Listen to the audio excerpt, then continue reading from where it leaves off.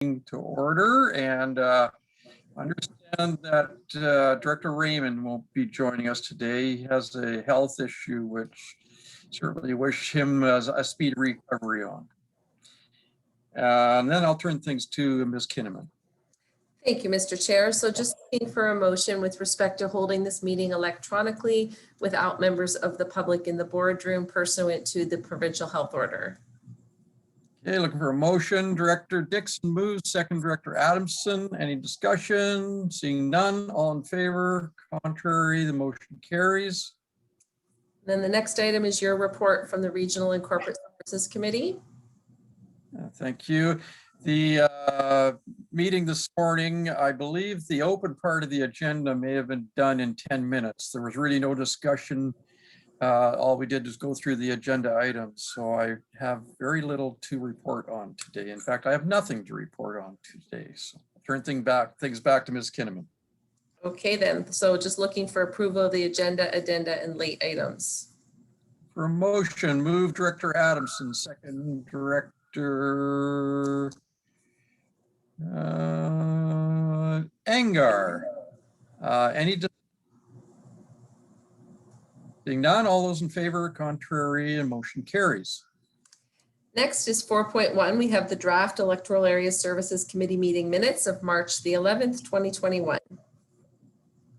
Okay, the errors or omissions, any discussion? All those, someone would like to move them, I guess. Move Director Dixon, second Director Adamson. Any discussions? Seeing none. All in favor, contrary, motion carries. Moving to 5.1, we have the Electoral Area Director attendance at the LMLGA Virtual AGM and Annual Conference from May 12th to May 14th. Okay, needing a motion. Move Director Adamson. Second Director Adamson. Any discussion? Adamson. Go ahead, Director Adamson. Thank you. I know that these conferences are not what we're used to, and you know, they're not obviously as effective as being there yourself, because the context you meet outside of the meeting rooms, we all know, gives us invaluable information.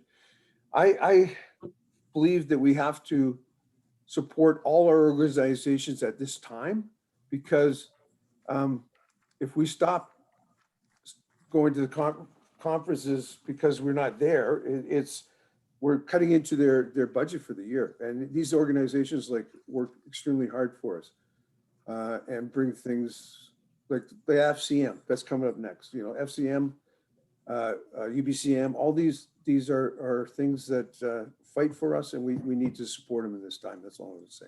Thanks.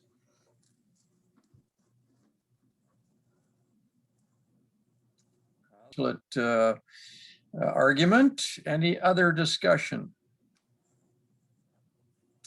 Hearing none, all in favor, contrary, the motion carries. 5.2, we have the Electoral Area Director attendance at FCM Virtual Annual Conference and Trade Show from May 31st to June the 4th. Move Director Adamson, second Director Stobart. Any discussion? Director Adamson's comments go for this too, I'm sure. All those in favor, contrary, motion carries. 5.3, we have Electoral Area Director attendance at UBCM Annual Convention from September 13th to September 17th. Motion, Director Adamson moves, second Director Dixon. Any discussion? Hearing none, all in favor, contrary, motion carries. 6.1, we have establishment of a parcel tax roll review panel, and I just would like to draw the committee's attention to the second clause, which reads, and that notice be provided by alternative means. This was actually an error in the agenda, so that clause should be struck from the motion. Okay, so we would need a motion. Move Director Dixon, second Director Stobart. Bales. Any discussion? Dixon. Director Stobart. Thank you, Mr. Chair. I think we've got a motion somewhere. Go ahead, Director Dixon. I just want to confirm, like we had this meeting, I guess a year ago or sometime. Is this the final one for this? That's kind of the way I was reading the information. Through the Director Dixon, I believe so, yes, but we do have Ms. Lonsborough on the line, and I'm sure she would be happy to clarify. Thank you. And thank you through the chair to Director Dixon. Yes, that's correct. This is part of the Municipalities Enabling Validation Act, I believe, MIVA, that we had the special legislation for last year, and they did require this follow-up parcel tax roll review this year before we levy taxes. Okay, thanks very much. Thank you. Good. Thank you, directors and Kelly. Any other discussion? Seeing none, all in favor? Contrary, motion carries. 6.2, we have the 2021 grant and aid request from the Chilliwack River Valley Outdoor Learning Program in Electoral Area E. Hey, looking for a motion. Moved. Thank you, Engar. Director Engar. Second, Director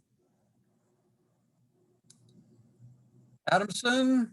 Any discussion? Briefly, Chair, if I may. Go ahead, Director Engar.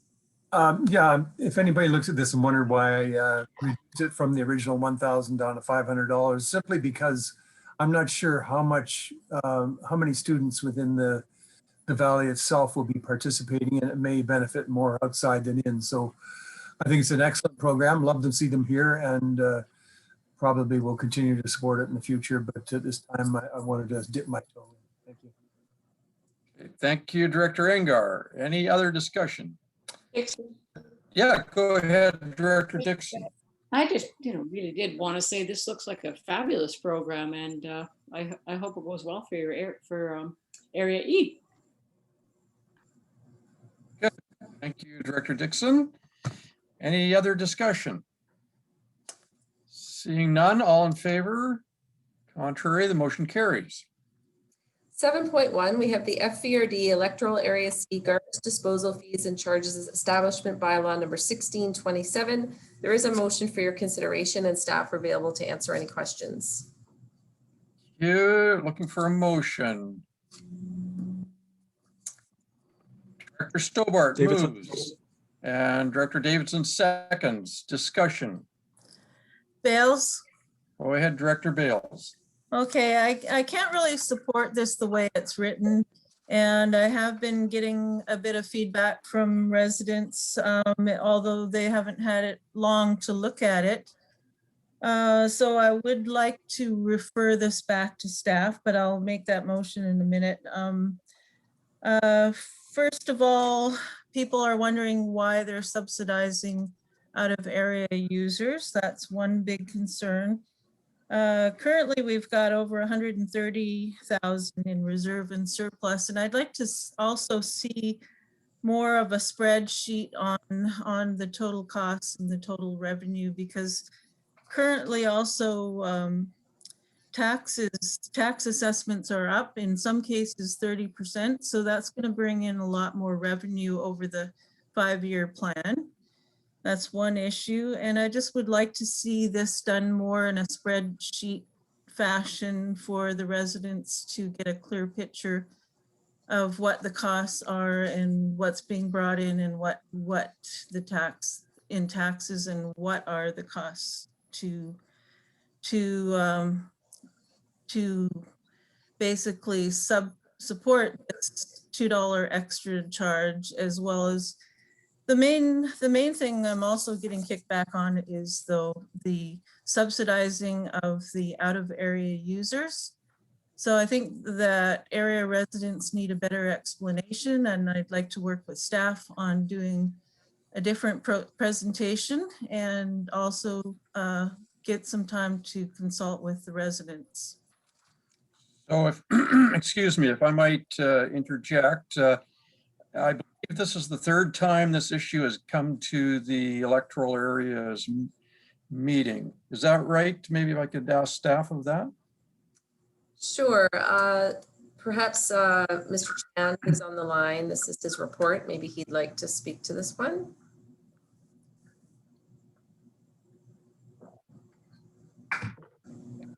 I believe this is the second time we've had this come to the committee. Last month, there was a motion put forward by Director Bales, and staff had made a commitment to report back to EASC with a draft bylaw for consideration. So I guess this report is in response to the motion put forward last month.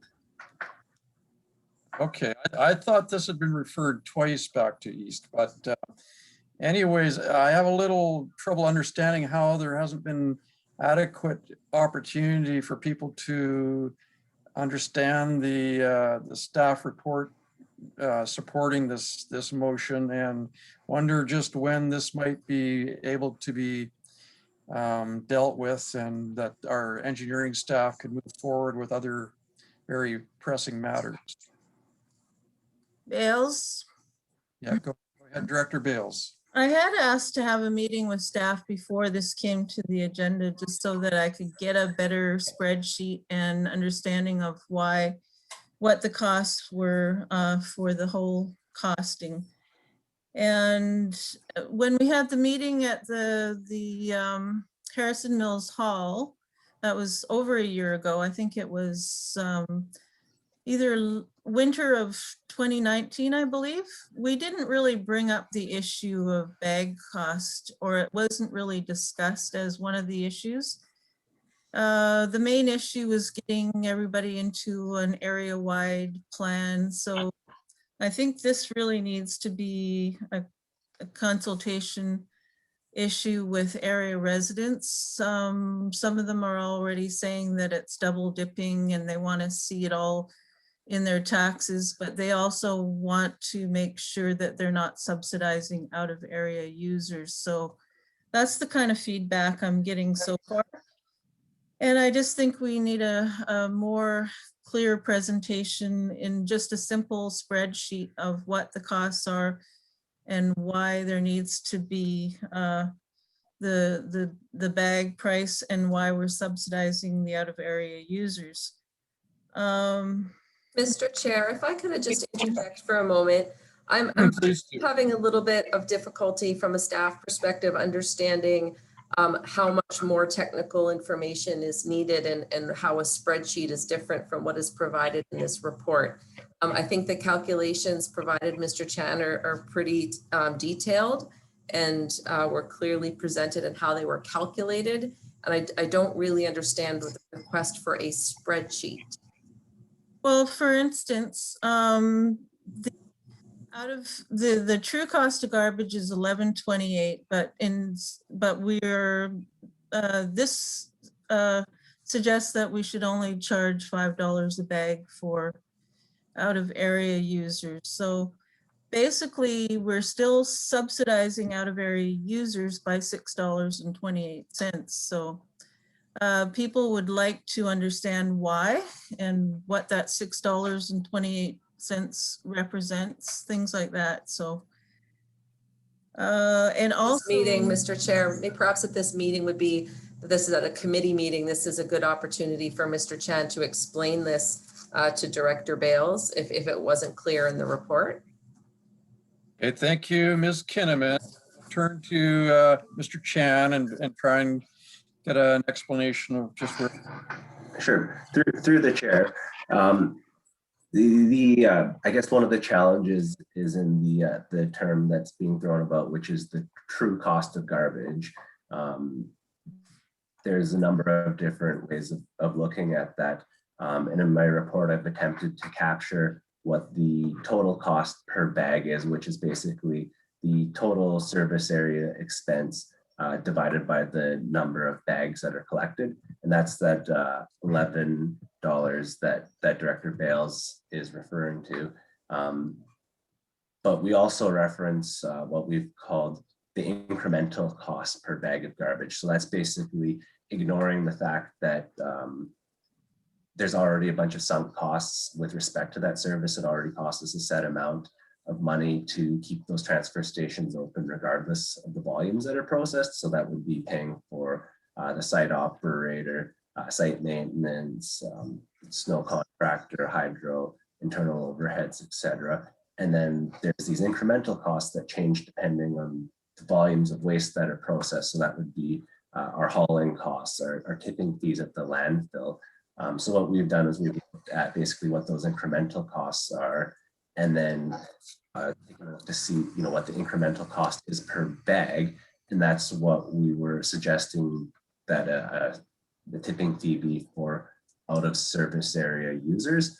The rationale for using that incremental cost is, if we're charging that, we're not losing money by allowing out of service area users to use the site, but we're also not profiting off of them. So we're allowing them to, I guess, exist within our ecosystem, our solid waste ecosystem, without any cost to us. We looked at that $11 per bag figure, and that it wasn't realistic to charge somebody that type of money. Nobody would ever use a transfer station at that cost. And then you're going to have issues like illegal dumping, or people just leaving their garbage at the gate of the transfer station after hours, or people trying to hide their garbage within their recycling, etc. So from a staff perspective, we felt that charging the incremental cost per bag was a reasonable compromise. Thank you, Mr. Chan. It would seem to me that Mr. Chan is making a good argument as to why staff costs to be as they are, that if you're starting to charge $10 or $11 a bag for garbage, people are going to place them elsewhere than where we would like them to place them. So go ahead, Director Bales. Well, I did Go check, ahead, Director. and they do have pickup garbage on the Kent side. There is a company that's doing a pickup. So they have other options.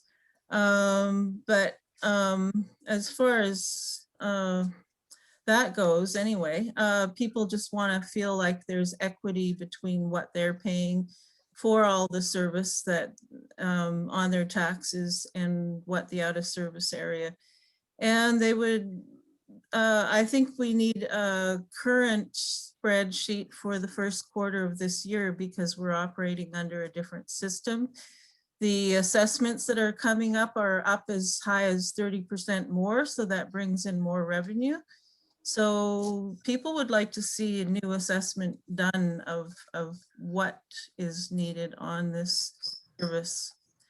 And I think that's a fair comment from residents, that they should see an updated version of the first quarter and what all the costs are and what's being brought in with the higher assessed taxes. So I won't be supporting it as is. That's the best I can say right now. And I would like to see this come back with a first quarter assessment and relook at the numbers, and have a little bit more time to consult the people, because the people have only seen this for about a week on the agenda. So I think there needs to be more consultation. And on one point, Director Bales, my understanding is that if real estate assessments go up, that doesn't translate into an automatic increase in taxation. That just means that the mill rate goes down. But if staff maybe would like to weigh in on that and clarify that. That's correct, but I see Ms. Lonsborough is just ready to speak about taxation. So go ahead, Ms. Lonsborough. Oh, thank you. I think Chair Dickey, you had it right on the head. As the assessments go up, we factor that in when we are looking at the tax rates. So when we send our requisition in through the provincial government, we're not benefiting because of higher assessments. Thank you. Thank you, Ms. Bales again. Maybe I'll let Director Adamson speak. Okay. Yeah, thank you. I just had a few things that I wanted to figure out here. Question to the staff: if a person wants to join an existing water system, do they just get on and pay the monthly water rate, or do they have to pay something because of the costs that went on to build that water stuff? To Director Adamson, think that you're comparing apples and oranges in this instance, but the type of service that a water service has a different requirement than a transfer station. Well, Yeah. I think that, Yeah, Director Adamson, maybe yeah, if sure. you can make your point. now my point is, they're not, I agree, they're not paying the true cost because, I mean, I have door-to-door pickup in my area and the people pay, I think $125 a year for that service, but they also pay in their taxes for all the other stuff on garbage and solid waste moving on. So the people Director Bales is talking about, they're also doing that. And do we really want people to come from out of town and put their garbage there? We're saying that if we charge the real cost, $11, they won't come and put their garbage there. So I don't see that. Why would we even want it if we're losing money on it? Why would we insist on being able to take it? And in this time, every time we want to get something done and it takes forever, we blame COVID because that's the reason, right? I'm not arguing it's not the reason. But if this is going to take a little bit more time so that Director Bales and her people feel better about it, I support that. Thank you. Thank you, Director Adamson. Any other discussion? Dixon, Go ahead, Director Dixon. I think I have two. So the way I'm reading this, that the calculations that Mr. Chan and his department, I guess, put together, the $2 and the $5, that covers the cost of the system. Is that accurate? Through the chair to Director Dixon, no, that's not accurate. If we were to cover the entire system by user fees or tipping revenue only, it would be $11 per bag. Yeah, okay, so no, I guess I understand that. So what would happen if all of these non-resident or whoever doesn't live there stopped using it? Like what would that look like? And I realize that this might be hypothetical for the resident in Area C and the service area. Would their costs go up? I guess it would depend on what the tipping fee structure was. With the current tipping fee structure, if all those out of area users stop using the station, then yeah, the cost to the service area residents would decrease. At the $5 a bag, that's suggested, basically there'd be no impact. And then if it was at $11, yeah, we would make additional funds, and then yeah, the cost to the service area residents would decrease. So in some ways, these non-residents are actually helping the residents? No, not right now. Currently, they are a cost to the residents right now. The current structure. We're trying to, I guess, move them towards being kind of neutral, so that way it neither costs the service area money, nor does the service area benefit from them. Okay. Thank you, Director Dixon. So staff on the issue of these. Yeah, thank you, Mr. Director Davidson. We'll get you next. On the subject of the non-resident usage, if we were to put the number up to $11, as Director Bales would like, staff, do you have very serious concerns as to whether we're going to end up with all the garbage in the ditches and the community spaces, et cetera, or do you think that's something that might be workable? I think I would be speculating if I said I knew exactly what the impact would be. Yeah. Yeah. Okay.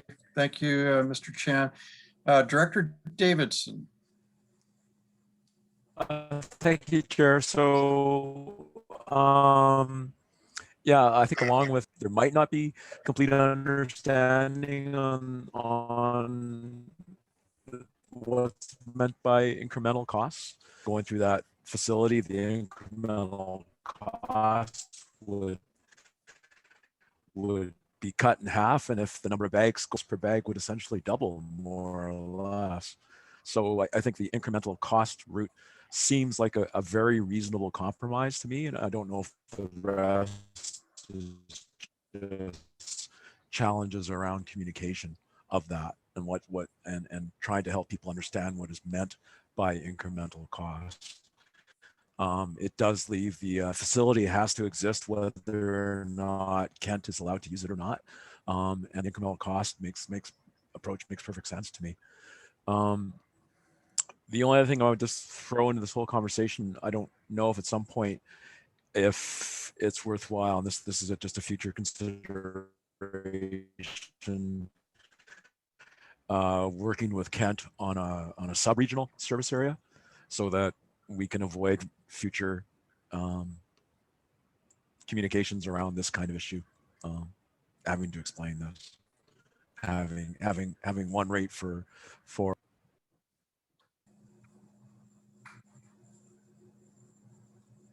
Okay, thank you, Director Davidson. I'm not getting a very strong signal from you, and I'm missing some of the conversation, but my understanding is be supportive of the cost structure that the staff have brought forward. Is that correct? Chair, is this any better now? That's a little better. I'll say yes directly. Thank you. Okay, so it sounds like Director Davidson would be in support of the staff recommendation. Other discussion? Bales? Oh, Director Bales. well, Director Stobart hasn't had a chance, so maybe he can go first. Okay, I hadn't seen that. Go ahead, Director Stobart. Thank you, Mr. Chair. To me, it does seem reasonable.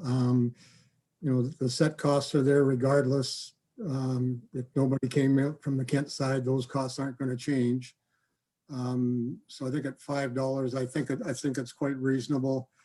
And from my perspective, this has been on the table for 4 years now, and frankly, I'm getting tired of hearing about it and having it take up time. It's been it started a year before Director Bales came on the scene, and we've had a number of meetings trying to come to some different ranges, but it just seems to be dragging on. And I know it's taken a lot of staff time, and I'd certainly like to see us move forward and get to where we can have our staff look at some issues.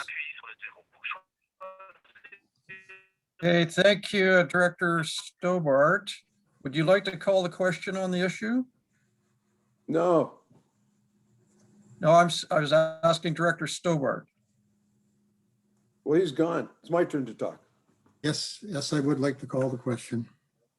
Director Stobart is back. The question has been called. All those in favor?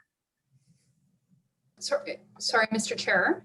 Yes. So we're just when the question has been called, we actually have to vote on the question being called before we move to the vote Thank of you. the actual motion on the table. Thank you, Ms. Van Ness, for clearing that up for me. On the question being called, all those in favor? Contrary? 2 hands and 2 hands opposed. So, Oh, I'm opposed. Maybe we can have, Davidson, opposed. okay, cool. perhaps we could have those in opposition say their last name, please. Adamson. Bales? Gar, at this time, Davidson. information. Okay, so calling the question has failed. So we're back to debating the main motion. So Director Adamson, I believe, go ahead. Yeah, thank you. I just wonder how, if it was you guys, like I know myself, if I had to tell my people that they're paying for the other guy's garbage, I know that they would be extremely upset. And no matter how you throw these numbers around, people in Kent coming in are getting a discount rate to what the people in the area are paying. So I don't understand why all of a sudden this one can't be the real cost. When other budgets we do, they have to be the real cost. So I think it should be the real cost. Thanks. Okay, thank you, Director Adamson. Director Stobart, go ahead. Thank you, Mr. Chair. In my area, we've got we have a station up towards where Director Davidson is located. I've never been there. In Desroches, since the Lacombe station opened up, that's where people take their garbage. They're paying already for a service they don't utilize because it's simply too far away. It saves gas to run over and drop it. So again, I don't think any of our situations with these things are totally fair. Thank you, Director Stobart. Engar. Hills. Yeah, and then Director Engar. I'll let Director Engar speak as he hasn't spoken up to now. Go ahead, Director Engar. Thank you, Chair. Yeah, I don't know the complexity of this. It's still a little fuzzy for me, but it seems logical that Director Bales should have a clear-cut view of what it is costing her community, and so each individual person can say, yeah, we're not overpaying, and we're good to go with just saying no to people, or we would allow them to do it for this kind of money. So hopefully that can be clarified a little bit for her, and we can move ahead with this. Thank you. Mr. Chair, if I may just ask a question, a clarifying question for Sterling and for Ms. Lounsborough. Could we maybe speak a little bit to the financial risk? We are here in April, already through the 2021 budget. I believe that the realignment of the service area was predicated on making a change to the to this model. So just I'm a little bit concerned in terms of this budget potentially going into a deficit the longer that it takes for us to make a change from the existing practice. Through the chair to Ms. Kinnaman, just I guess one point of clarification was that the service area realignment itself that you're referring to wasn't necessarily predicated on a changing of the tipping fee structure. However, the 2021 service area budget was predicated on a commitment at the time from Director Bales that she would consider or that she would support amending the tipping fee structure in her area, and that we were looking at no less than $2 per bag for all transfer station customers. So with, based on that commitment that we had, staff had put together that service area budget last fall. And I did take a look at the numbers shortly before this meeting, and based on the year-to-date revenue compared to what was budgeted, we are going to be looking at about a $7,000 to $9,000 shortfall in this year's budget, assuming that we can't get the tipping fee structure amended and get this thing back on track. And this is kind of coming on. This is on the heels of actually a fairly significant shortfall that the surface area budget had last year as well. So as Director Bales mentioned, there is a fairly healthy appropriated surplus for the service, but this isn't a trend that we can support ongoing. Okay. Thank you, Mr. Chan. Davidson. Director Davidson, go ahead. Sorry, thank you, Chair. So I'm going to briefly repeat myself. I'm on the phone now, and I'm hoping people can hear me okay now. That sounds much better. Thank you. So just to reiterate, I think the incremental cost approach makes perfect sense in that, hang on, huge feedback. Wait a sec. Try it this way. The incremental cost approach makes perfect sense in that if you had one bag coming through the system per year, it might cost $100,000 for incremental cost. And if you every time, hang on.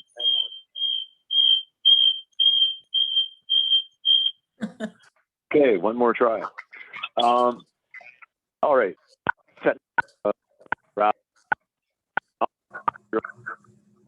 If you double the number of bags coming to the system, the incremental cost drops in half. And if you half the number of bags, the incremental, it's the incremental cost approach seems perfectly logical given the thing. Anyway, can you still hear me, by the way? We're getting about half what you're saying, Director Davidson.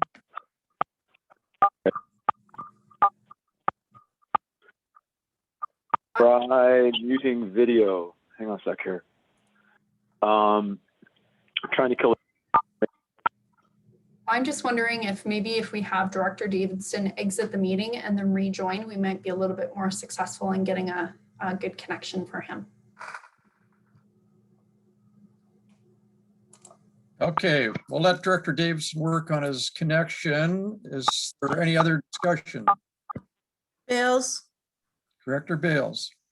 Okay, just a reminder that there's two issues here. There's the out of area users issues, and they do have a service in Kent that they can join on to if they don't like the true cost of garbage. In 2014, when we were dealing with this issue, the staff themselves put on a motion that Lake Erock should pay the true cost of garbage, which was pretty similar at the time. So I'm not sure why now the Kent side users would be getting a discounted rate compared to what was offered to Lake Erock at 2014. So the other issue is Okay, Director. it's a 5-year plan. Just hold on. We're really getting into the weeds now. Now we're going to learn about the Lake Erock garbage system. This is going beyond committee abilities. This issue has got to be dealt with before the committee meeting by yourself and staff, so that when you come to the East meeting, that we can deal with it. Well, I'd like to make a motion to defer this till next month's East, and that will give time for area residents to have proper discussion on this. And they may decide that they would prefer to have all costs on their taxes instead of a per first bag cost.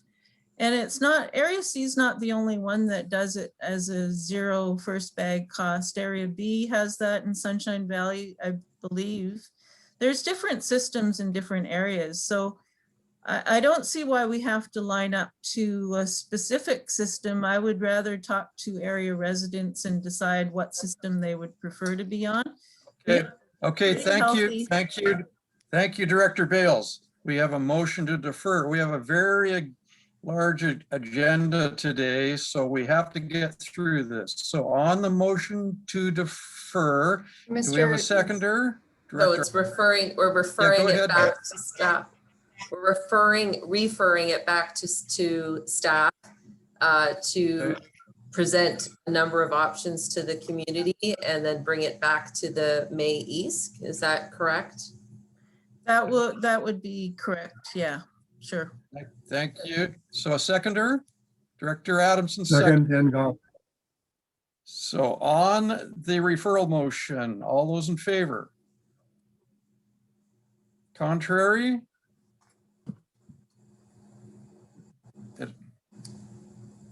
That appears to be supported, that motion. Is that right, staff? I believe so. Could we have the show of hands again? Because not everybody raised their hands. So for those that were in favor, I'm counting 3. And Director Davidson, your hand is up. So that would be 4, it passes. Thank you. Moving forward with our agenda. Thank you, Mr. Chair. So now moving to 8.1, the final housing needs report for the electoral areas. There's a motion for your consideration. Oh, and I'm sorry, there's also a presentation. We have a presentation from City Spaces Consulting. I'm so sorry, Julia and Kevin. Thanks so much, Jennifer. No worries. I am just going to share my screen.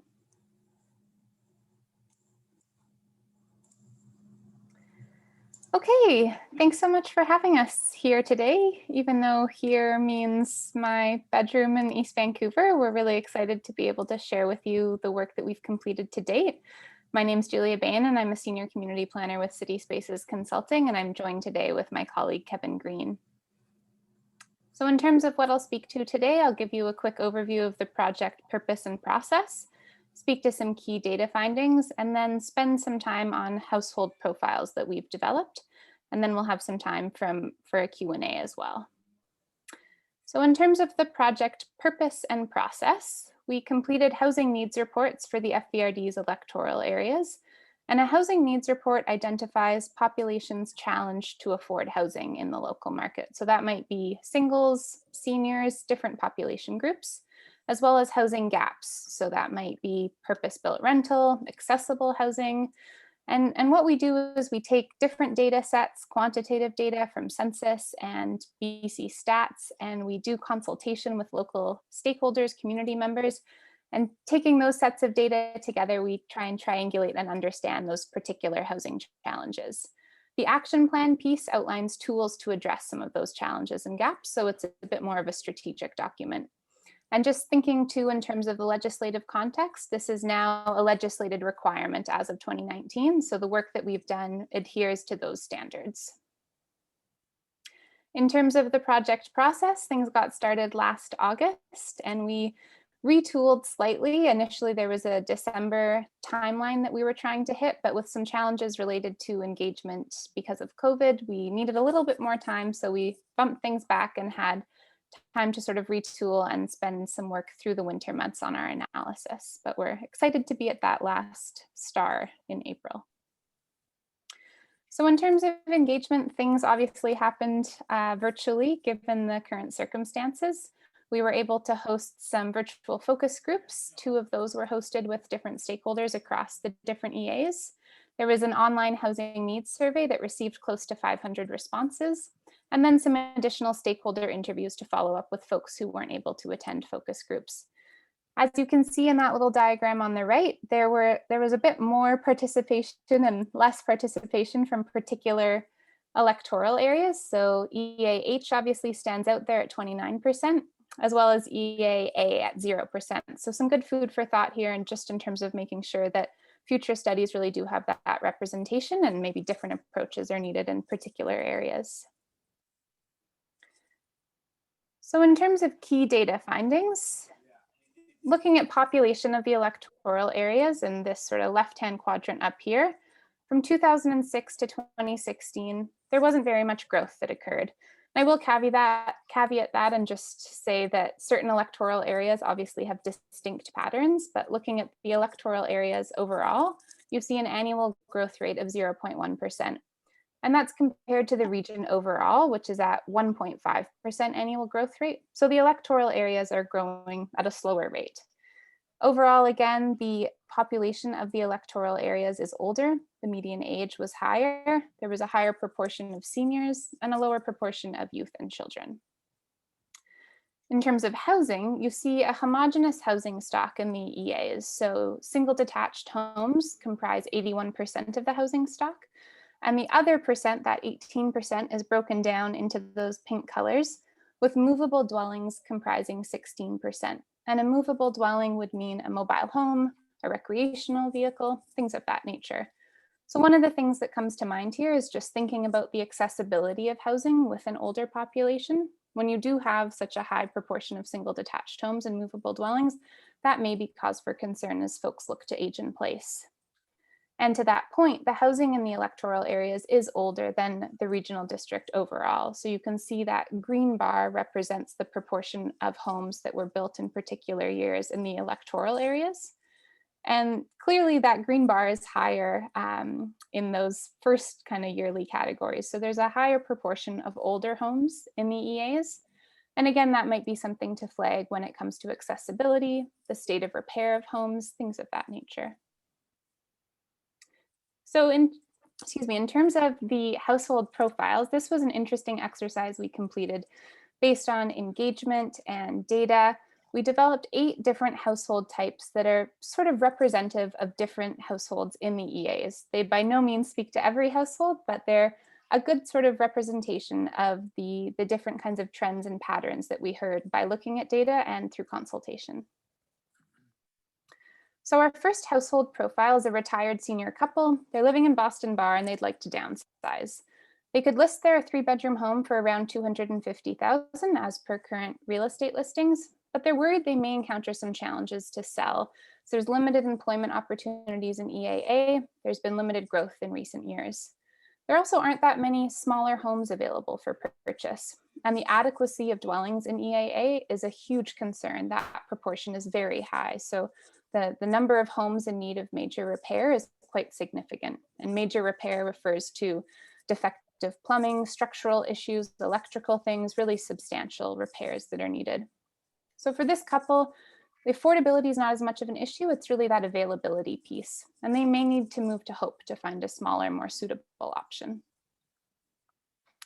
Our second profile is also a senior. Here we have a single senior who's living in Sunshine Valley, and she's renting a small cabin. Her landlord's moving into her unit, so she needs to find alternate accommodation. And as she's begun to age, she's encountered some recent health issues. So she's worried about isolation. She's thinking she may need to relocate somewhere where she'd have closer access to healthcare. Right now, her annual pension is around $20,000, so she can afford $506 in shelter costs at that 30% of income affordability threshold, which is what CMHC kind of dictates to be that affordability measure. At 506, there's limited options that she has, and she'd likely be eligible for a rent supplement from BC Housing. They have a safer rent supplement program for seniors, and that can help top things up to make sure she can find something affordable, or she'd need to find subsidized housing. Our next household profile is also a senior couple. So this is a recently retired couple interested in moving to Hemlock from Chilliwack. So based on real estate listings as of January, and I know things are changing quickly, they could sell their 2-bedroom detached home in Chilliwack for just over $661,000. But the issue here is that there's limited options available for purchase in Hemlock. And again, one of the kind of trade-offs that is really important to note here is that for folks who are living in more urban areas that are used to amenities and services, relocating to some of the more rural communities can be challenging. We heard through engagement that the healthcare options or proximity to healthcare in Hemlock can be quite challenging, given that that road is not so easily navigable in winter months, and it's quite a distance to nearby areas that have those healthcare services. So really important to recognize those trade-offs as well. So in summary, when we're thinking about housing for seniors, the FVRD's electoral areas have minimal housing diversity, as I spoke to, and that older housing stock is likely also not accessible. So you have not very many options when it comes to downsizing for those residents who may want to age in place. Again, in rural communities, that isolation piece can also be a challenging factor to take into account. And transportation concerns did come up quite significantly in our consultation, both in the focus groups and the survey. So part of the work that we did is we outlined a few policy directions, regulatory directions, different areas for further exploration to help address some of these issues. And one of the things that we were thinking could be something useful for further exploration here is an adaptable housing policy. So this kind of a policy can help to provide accessible housing, which is housing that might include barrier-free or adaptable showers, wider doors, stairs and hallways, things of that nature.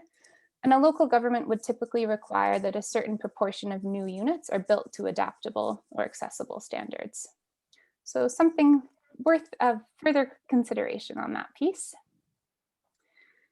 So moving along with our household profiles, the next profile that we have is a young livestock farm worker who's looking for rental housing close to Hatzick. So based on her income, she'd have around $1,100 per month to spend on rent and utilities, again, using that 30% benchmark. But again, here, the issue is really more around availability. So there's limited rental options in Hatzick. It's more likely she'd need to find accommodation in Mission. But in Mission, you're seeing a vacancy rate of less than 1% for the last 2 years. So it's going to be challenging for her to find accommodation. She may need to rely on shared accommodation with roommates, and typically, again, rely on her employer here for transportation to the farm. Household profile number 5 is a campground worker who's looking for long-term rental housing in Cultus Lake. So here we have a minimum wage earner. Her annual income would be just over $30,000. And using that 30% benchmark, she'd have around $760 a month to spend on rent and utilities. In Cultus, as we heard from consultation, definitely in that survey, there's limited long-term rental housing available. So there's been an increase in short-term rentals. We've seen that with COVID, a desire for second properties that's increased as well. So she's struggling to find an option in Cultus Lake for long-term rental housing. She's thinking it might make more sense to live in Chilliwack and commute into Cultus and rely on that seasonal transportation route. Average rents in Chilliwack are around $855 for a 1-bedroom. That may seem low. I will note that we're using CMHC data, which just is the purpose-built rental market. So it doesn't take into account rented suites, rented condos, things like that. So affordability is likely an issue here, as well as some transportation challenges to make sure she can live and work and make that possible. So thinking about rental housing overall, renters are challenged to afford suitable and adequate housing in the FVRD's electoral areas. We saw that on several different housing standards, renters are consistently coming out behind homeowners, particularly when it comes to dwelling adequacy. So that's that piece around the state of repair. There's a really high need of repair for many renter households across the electoral areas. Secondary and accessory dwellings may be worthy for further investigation.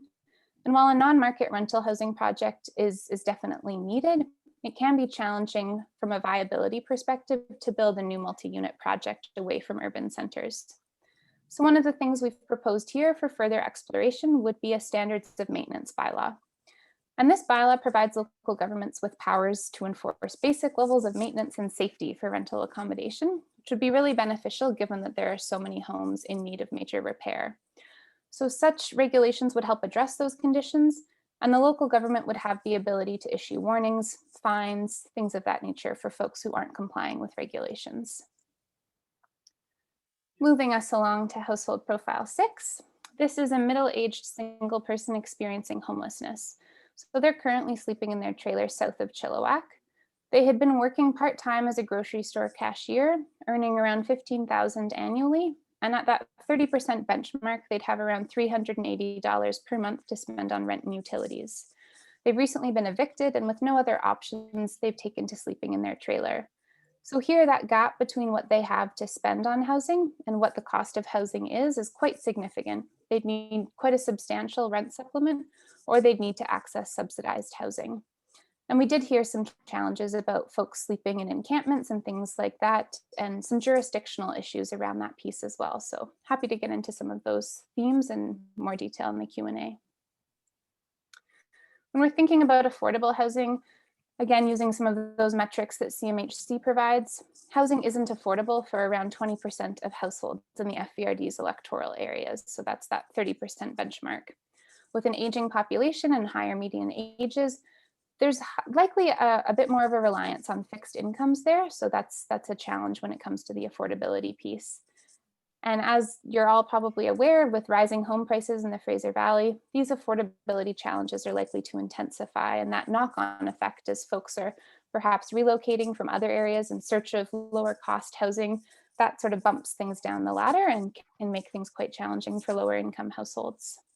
So here, one of our sort of suggestions for further exploration is around that awareness and advocacy piece when it comes to community housing related information. So I've outlined a few of BC Housing's programs when it comes to rent supplements.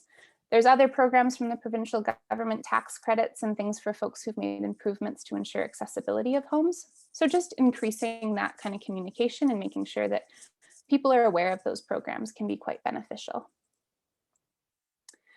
Household profile number 7 is a middle-aged person who's living in Vancouver, and she'd like to return to live in her traditional territory. So this is something that we heard through engagement with First Nations.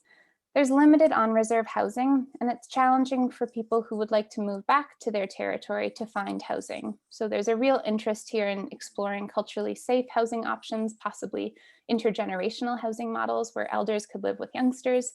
And I think a real partnership opportunity here with First Nations and the nonprofit sector.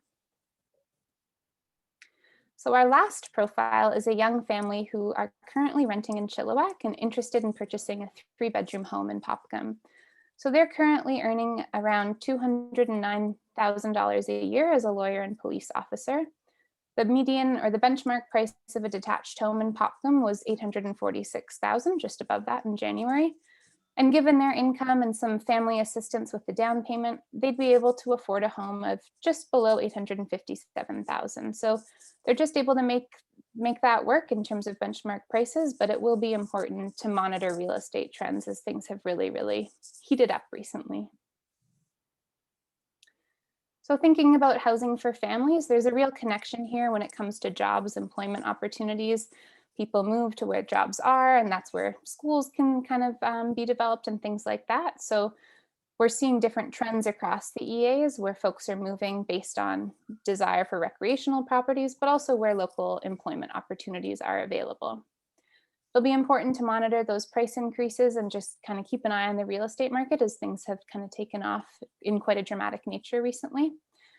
And for families who are looking to move to some of these rural communities, the housing may not be suitable just given the age of dwellings and state of repair. So one of the policy directions we've outlined here is an economic development strategy, just to think about housing and employment and how those two pieces do really go together. So that concludes that rapid fire presentation. We are happy to take your questions and appreciate your time. Good. Thank you, Julia, for a very nice presentation and an exhaustive analysis of a truly frightening housing picture. Directors, any questions or comments?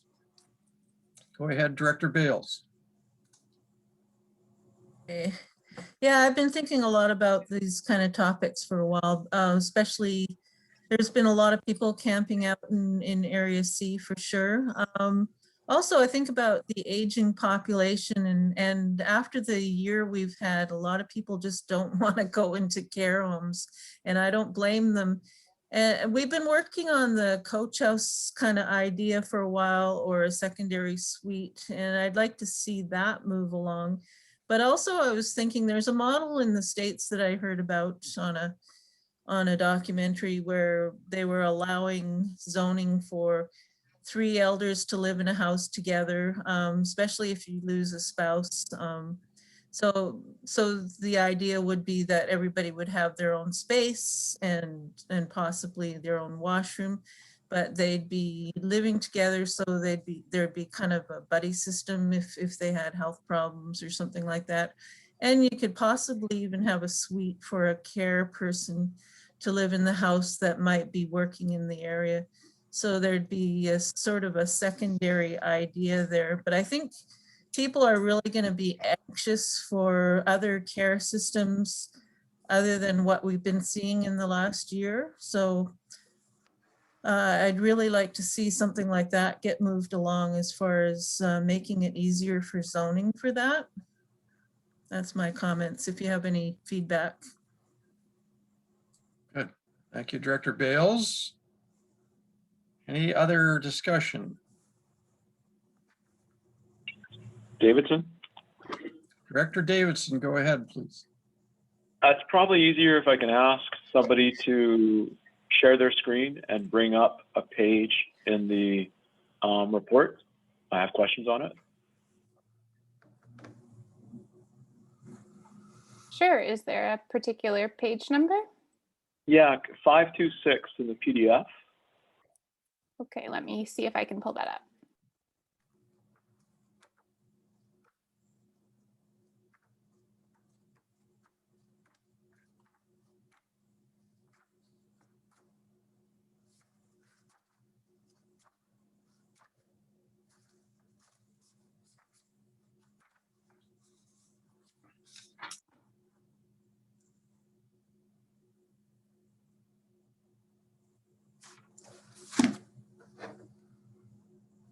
Correct.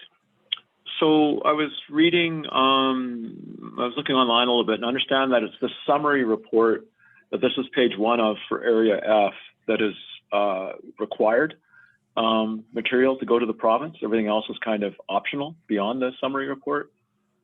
So me being me and sort of a numbers data quality guy, I went straight to this, and things I noticed are, for example, location, neighboring municipalities and electoral areas, not really correct for Area F, and it's probably the same thing in all the other electoral areas, which isn't correct there either. But when I go down to population, it says population currently 1293, projected population in 5 years is 1,611, a projected change of 6.34%. And that's not 6.34%, that's closer to 25%. And I'm just wondering, what am I not, is this an error in the summary? Am I misinterpreting something? Can you, I noticed that thing jumped out at me. The other one I noticed too is number of households is 535. Projected number of households 659. Again, you're calling that 6%. It's more like 20% again. And there's some other things of that nature in this summary report as well that I'm looking at and thinking, I'm not sure where these numbers are coming from. So I don't know if this was an oversight or if I'm not understanding something. I'm happy to speak to that. I think one of the issues that might be arising is that we're talking about projected population from today, which we're assuming is a 2021 proportional analysis that we've developed. So a lot of the population pieces come with a bit of a big caveat. There's no detailed BC stats information available at the electoral area level. So what we've done is we've taken 2016 proportional information. So in 2016, let's say EAA was whatever percent of the Fvrd overall. And then we've applied that to the information that we can get for the regional district. So the proportional change or that percentage change that you're seeing, I think is confusing because it might seem like we're going from 2016, but we're really going from another number, which is 2021. So the summary form is a little confusing because we can't manipulate it to show these nuances. I'd hope that the report detail has a bit more clarity on that piece and hopefully isn't misleading or anything like that. Yeah, well, there's other things in the report too. Like I know, for example, it says for area 10, just let me bring up my notes here. Sorry, not area 10.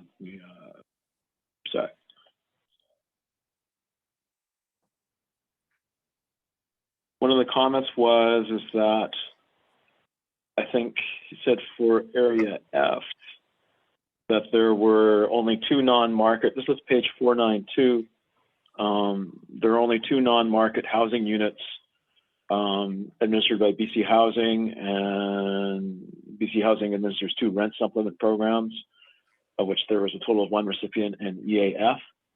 But when I look at the summary on 527, it says that there were 10 subsidized housing units. And again, a total of 745 on that same page, total of 745 housing units. But elsewhere in that summary, I think it says things like we have 619 and we'll need 40 more. And there's an unknown vacancy rate, a total of 745 housing units and 525, something like that, households. And when I come back to that Hatzic Prairie farm worker analysis you used, saying that they're probably unlikely to use defined rental in area F, whereas the number of housing units seems to exceed the number of households by about 200 right now. So I'm struggling to put it all together in a way that makes sense, at least the math of it. Totally, I can appreciate that. There's a lot of different things going on. So I'll try and address one of the first points that you raised, and that's with the BC housing data. So we have different data sets that we're working with when we complete these reports. The number of subsidized units is a data set that's provided to us by the province that's outside of the BC housing spreadsheet information that we access. So typically that number, the subsidized unit number, doesn't align with the number of non-market housing units. And that's also usually because there can be additional subsidized housing units above and beyond the units that might have a relationship with BC housing.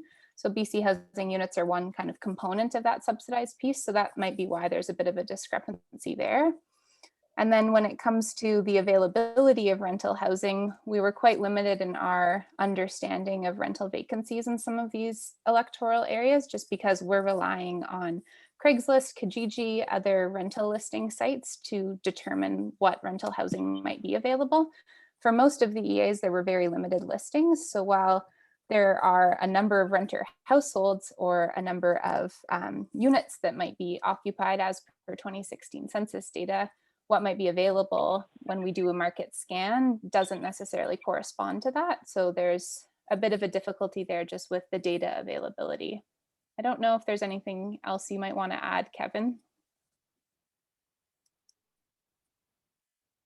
I don't think so. Just in general, data is always a challenge as you move into more rural areas. And the one other point I would just make with the data we're able to present in these reports is it is the 2016 data. So some time has passed, and especially for things like rental rates, it changes quite rapidly, especially more recently. So it may be a little bit out of sync with what's happening on the ground. And it will be interesting to see as the new census data starts to be released in the next year or two.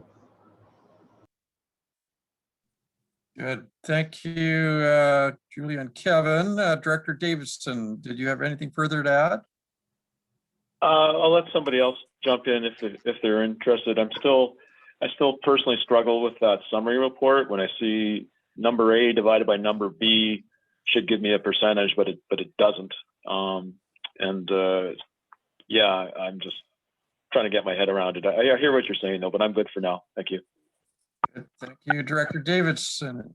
Any other discussion? Director Bales. Just through to staff, is Graham Daniluz online?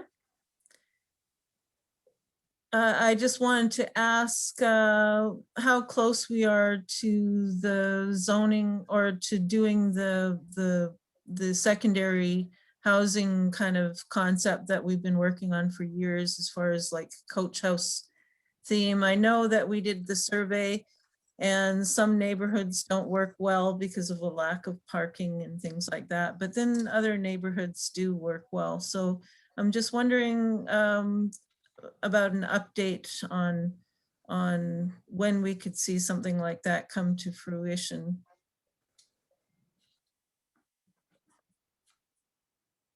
Yep. Thank you. If I may, through the chair. We've got a really strong policy around second dwellings that the board adopted some time ago, 2 years ago or so, a year and a half ago, something like that. The next step for us is to get our consolidated zoning bylaw adopted. That's the zoning bylaw that will consolidate our current 9 existing zoning bylaws into a single one. Once we've got that in place, our intention is to amend that single zoning bylaw to outright permit second dwellings under some circumstances in accordance with the board adopted policy. So that's a sense a phase 2 project for our zoning consolidation. Now we expect to bring a consolidated zoning bylaw to you this year for first reading, work through the public process and the adoption process. And we're probably into 2022 before we've got an adopted consolidated zoning bylaw. So an amendment to address second dwellings would follow in 2022, 2023, something like that. Good. Thank you, Mr. Daniluz. Director Stobart, go ahead. Thank you, Mr. Chair, and thank you, Julie and Kevin. Again, I haven't crunched the numbers too hard, but it certainly, from an area G perspective, it certainly hits the nail on the head with the situation we're in. Majority of all new construction has been on farms, rebuilding of old houses or on subdivided lots type of thing. And the house that I live in is 1960, so I'm certainly aware of the stat.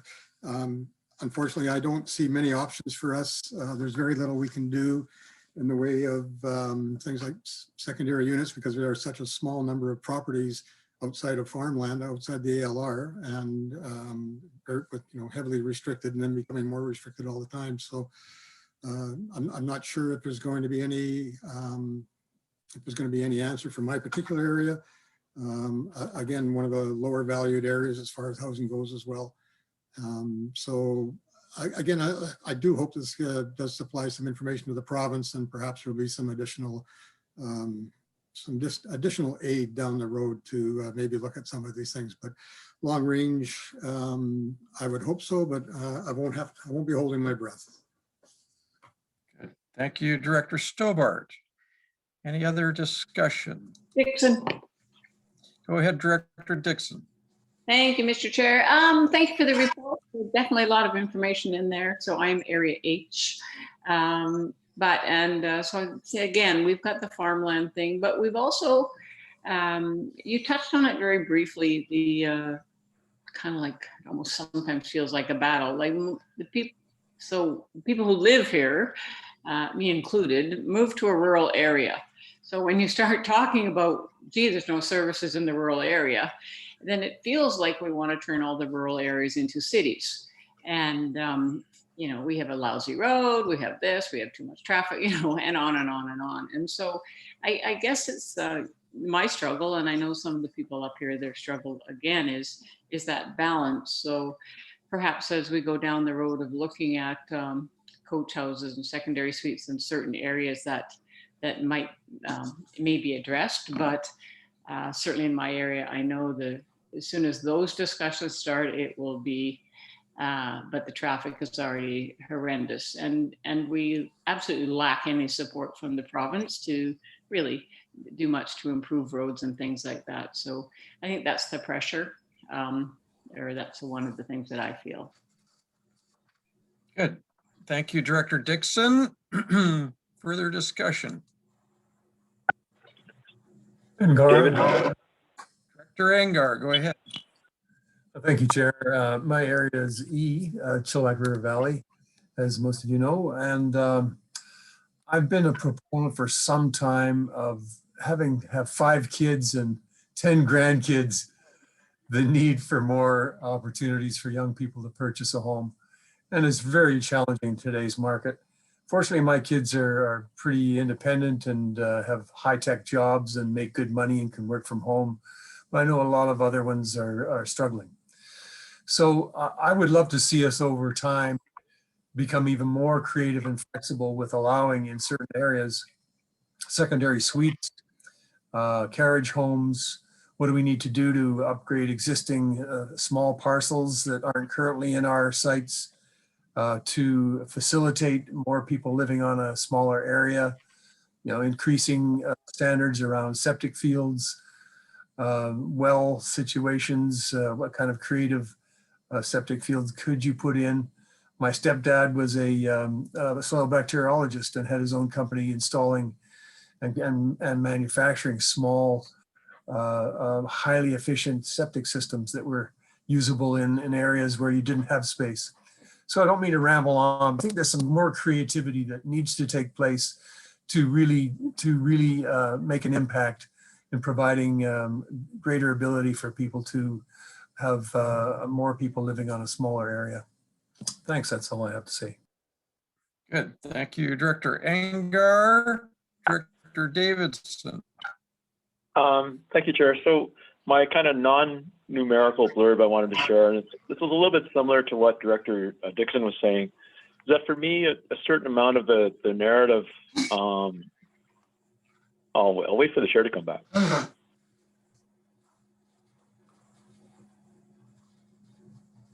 All good, Chair? Anyway, a certain amount of the narrative felt a little bit out of context, in that it will take, for example, the context area for Area F and call it a community, and then treat it as, and start looking at all the things that a community should have. In a lot of ways, I struggle with what do we actually mean by community. I have no problem calling it a rural area. When we had our draft 2020 OCP, it attempted to put a definition to what a rural community was. And based on that definition, I would kind of argue that we don't really have any rural communities in the Area F context area. And I think by way of another analysis, another example I can use is that there's, you know, I know a family, they had a berry farm on Hassock Prairie for decades. They decided to retire. They sold and they moved 5 minutes away to a beautiful gated townhome on Hatzick Bench. But Hatzick Bench is in District of Mission, not Area F. And that whole success story would look like a bit of a gap of somebody who was forced to move out of the electoral area because of a lack of suitable housing, where the reality is they're still in their neighborhood, they're close to everything that they love. It just happens to be in a neighboring jurisdiction. So it's not really a problem. Whereas I think some of the tone of this report is about, well, you need these kinds of housing. And I just don't know how well it works in rural areas where one of the prime drivers is for people who came to that rural area because they're either involved in the agricultural industry or they value that rural lifestyle. And I'm just not sure how these other types of housing you're talking about that need the services are all going to work. Yeah, anyway, that was my blurb. Thank you.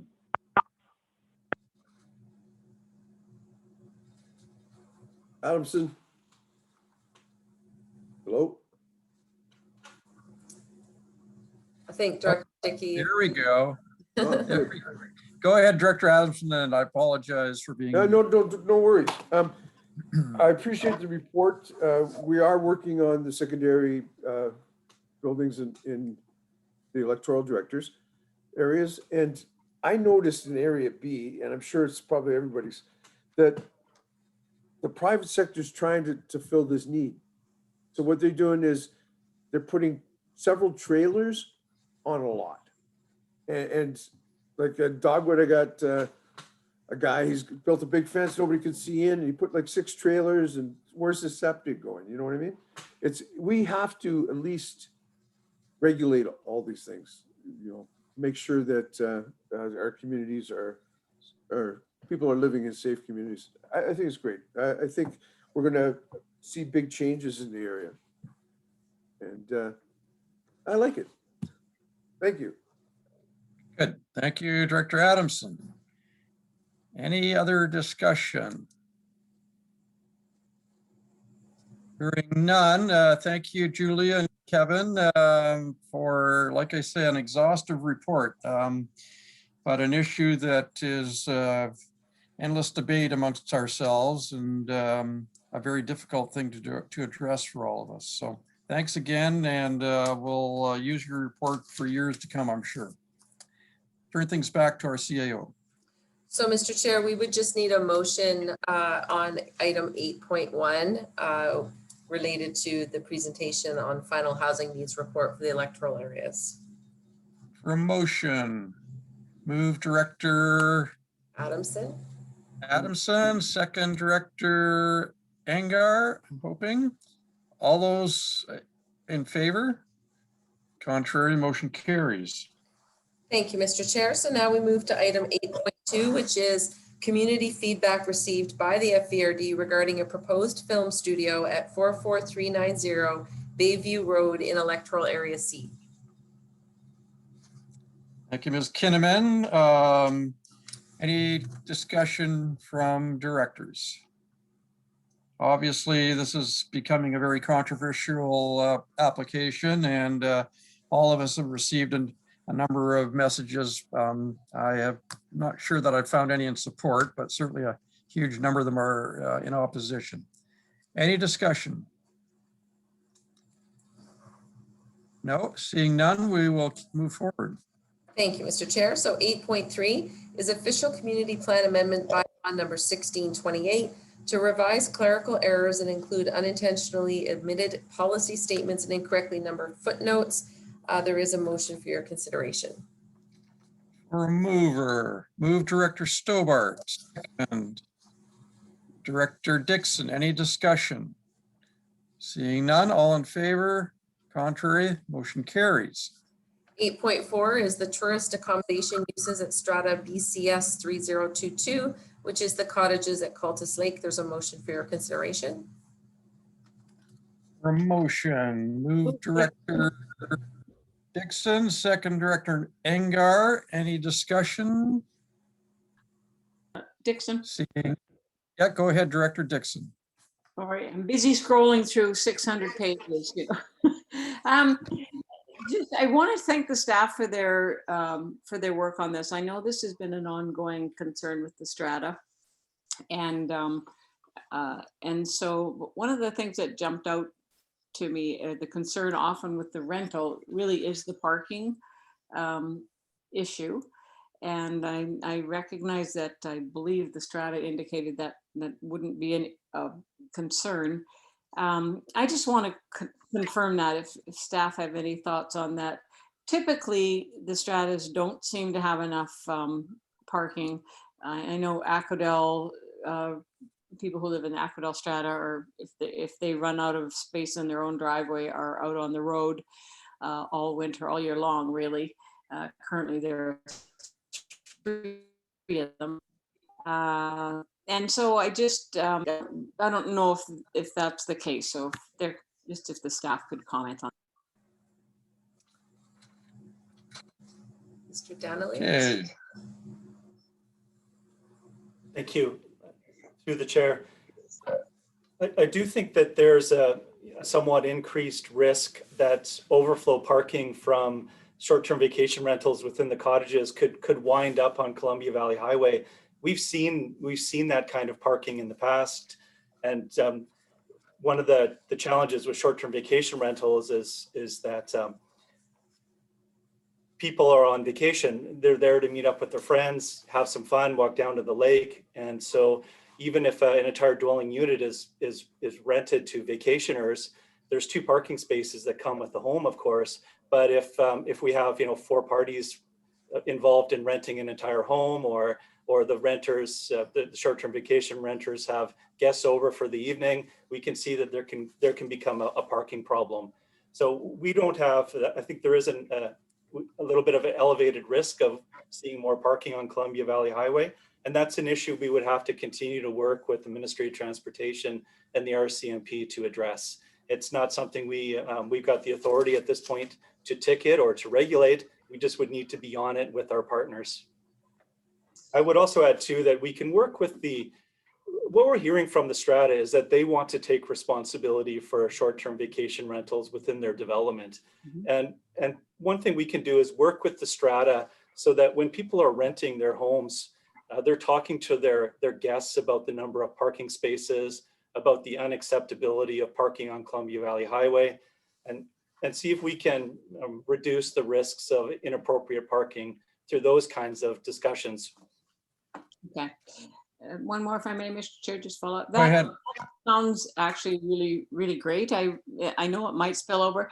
But one of the issues is they park on the Lakeside Trail. That is, it's the Lakeside Trail is one of our service areas. So, we're putting money into a really strong trail, and then guests often think it's a parking area. So if we can just do a little work with that, I think that would be helpful. It certainly can't hurt. Other than that, I think it makes good sense, and I'd like to see them give it a try. Good. Thank you, Director Dixon. Engar, please. Yeah, go ahead, Director Engar. Thank you, Chair. Just a question. Having owned rentals in various strata titled buildings in the past, typically sometimes stratas don't always represent the entire community. I'm wondering, is there any, has there been any, what's the word I'm looking for? Has there been any sort of outreach from the strata itself? Are you fully confident that they are representing the entire area, the entire cottages rather? Okay, thank you, Director. Sure, to staff, direct that to Mr. Daniels. Yes, please. Thank you. Thank you. It's clear to me that there are differences of opinion among strata owners in the cottages, but I am convinced that the strata represents a majority of owners. I'd point out that strata bylaws since the inception of the development have allowed for this kind of use. Our own bylaws have not. So the Strata Council points out that the majority of purchasers bought into the development expecting to do this kind of use, these short-term vacation rentals. They've got their own regulatory framework that places some limitations on it. But I can tell you with some certainty, because we've spoken to owners in the strata that are very much against short-term vacation rentals. I do think the strata represents the majority of owners though. We've put this back to the strata as best we can, encourage them to have dialogue. They've addressed this issue through their annual general meetings. They've also told us that their conversations internally within the strata have been hampered by COVID.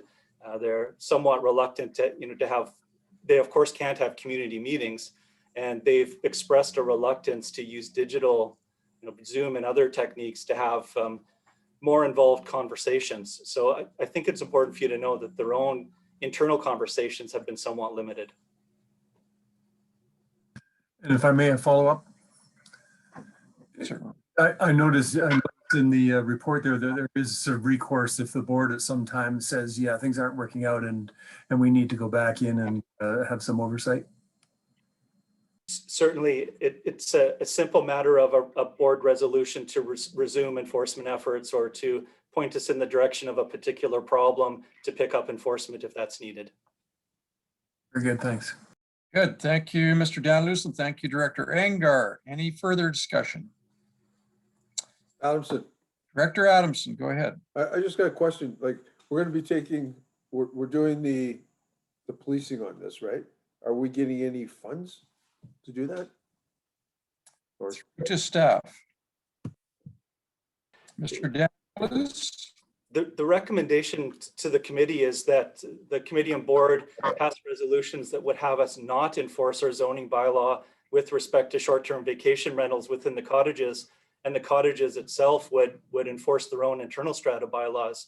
So one of the reasons that this is an attractive proposition for staff is that we avoid what can be quite significant enforcement costs if we look to enforce our zoning bylaw against short-term vacation rentals at the cottages. It takes a lot of effort to prepare the evidentiary basis for those kinds of actions, and we think this is a cost savings for us. Good, thank you, Mr. Danluce. Thank you, Director Adamson. Discussion. Dixon. Yeah, Director Dixon, go ahead. Thank you through to Mr. Danluce. One of the things that I've kind of wondered about this is the language has been, and maybe I'm wrong, but not really clear, not clear as to how long they can rent or whether they could or not initially, as well as the fact I believe they actually aren't supposed to live there full time either. And so there's, and all of those things have been going on. And so moving forward, is that something that if something else like this comes along that could be a little more clear right at the outset? So the real estate people aren't selling places and say, sure, you can rent them, or that type of thing. Yes, and in fact, in subsequent developments in Cultus Lake South there, and I'm thinking of Creekside, for example, we've worked with the developer to apply a different zoning that allows year-round residential use of those resort residential properties. So we don't have that issue in the neighboring developments. That's largely been solved. It remains a quirk, if you will, for the cottages that it was developed under a campground holiday park zone, and these are holiday homes within a holiday park. They weren't developed with the idea of full-time residential use, rather they're intended to be holiday homes. So that's a quirk of the existing zoning there. We know that people often reside in these homes, and I want to give you confidence that they're indeed serviced appropriately for year-round residential use. Nevertheless, living there every day year-round would contravene the zoning bylaw. Thank you. Good, thank you, Alice. Thank you, Director Dixon. Further discussion? Hearing none, all those in favor? Contrary, motion carries. 8.5, we have the personal care mobile home covenant for 640 Maple Falls Road in Electoral Area H. For a motion, move Director Dixon, second Director Adamson. Any discussion? Hearing none, all in favor? Contrary, motion carries. 8.6, we have Rogers Communications Tower proposal for 47100 Laurel Road, Hemlock Valley, Electoral Area C. For a motion, Move Dixon. Move Director Bales, second Director Dixon. Discussion. Bales. Director Bales, go ahead. This has been on books, I believe, since November, looking at the date on it, but I've only actually found out about it a little over a week ago. And I have had a couple good discussions with the Rogers person involved. But that said, talking to the Hemlock homeowners, they were not aware of it at all. So Hemlock doesn't get any newspapers. That's definitely one problem for consultation. And the mail out was, it only reached 14 people. With cell towers, generally, I would personally like to see the mail out go about 500 meters. That's usually the parameter where it impacts people's health in studies that I've read. So that's one thing. Apparently there was one letter that came in, but I haven't seen the letter. I don't know where it disappeared to. So it doesn't seem to be on the staff report. But I would like to see this referred to, or I would like this deferred so that there can be a wider mail out because people only just got the information. I would like the mail out to include what kind of technology and what the future technology is. From talking to Rogers, it would be 4G enabled and they would be planning to put in 5G. Let's see what else. I can understand why they want this location. There is another issue that I'd like more consultation as far as whether the Hemlock Fire Station would like to expand and how that would work with an expansion in the future as the town grows. So the location, but the location itself I can understand because they want to piggyback on the TELUS wire, which is pretty extensive. It comes all the way up the mountain. So I can totally understand why they'd want that. Talking to the Rogers fellow, he suggested that there could possibly be some kind of consideration or covenant where the residents would be consulted about future technology that gets installed, 5G. But for right now, they haven't been consulted really, I don't think nearly enough to start with. So as I said, when I talked to people from up there, they didn't know about this project. So I would like to see more consultation. So I'd like to refer it back to staff and have more consultation. As I said, there's no newspapers that go up there. And there's only 14 residents that apparently got a mail out, but the information didn't filter back. So when I talked to the homeowner's president, it was the first he'd heard of it. So. Okay, thank you, Director Bales. Any other discussion? Engar, please. Yeah, Director Engar, go ahead. Thank you. Very briefly through you to staff, what other requirements for placement of cell towers? And are they required to consult with the community? If so, how far away are they supposed to be? What regulations must they adhere to? And how little influence or how much influence do we have over these decisions? Thank you. Sure, I see Mr. Daniluz is very ready to answer that question, so I'll let him jump right on in. Thank you. Cell towers are the responsibility of the federal government, agency that was Industry Canada. They're the approving authority.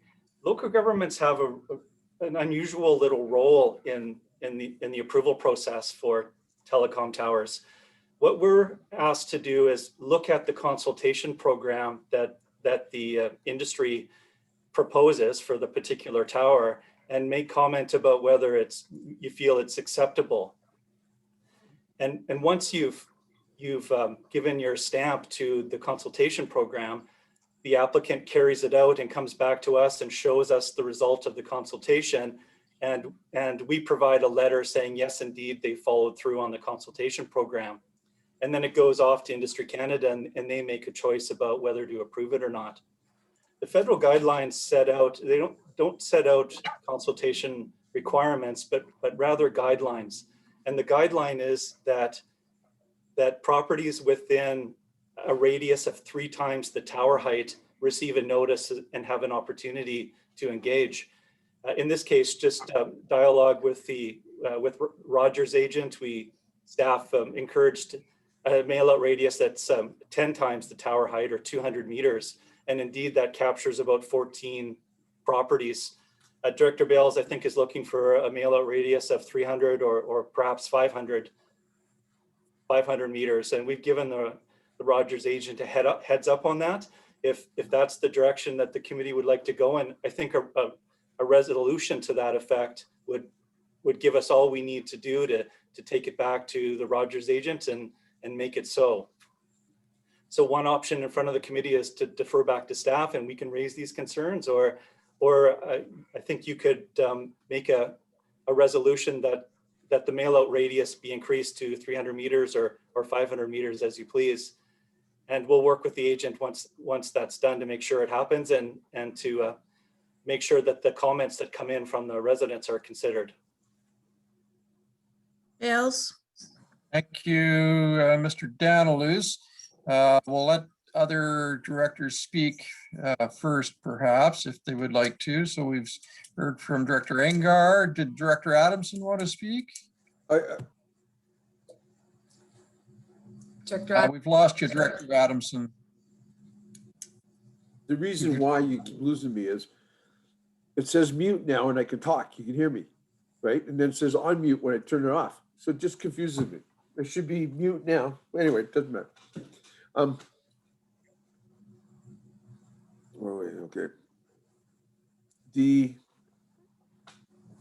Losing it here.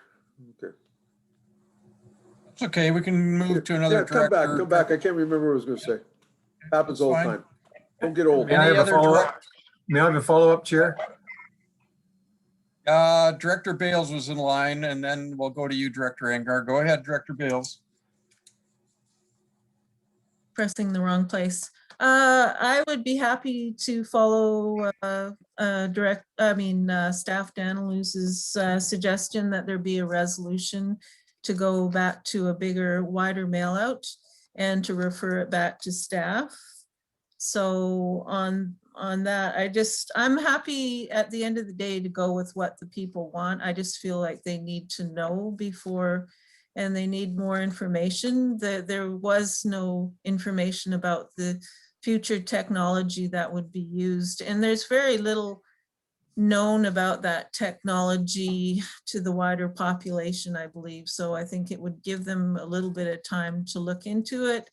And as I said, talking to the Rogers fellow, he sounded like there could be a future resolution as well, that the public be informed about the and consulted about any future developments with the cell tower.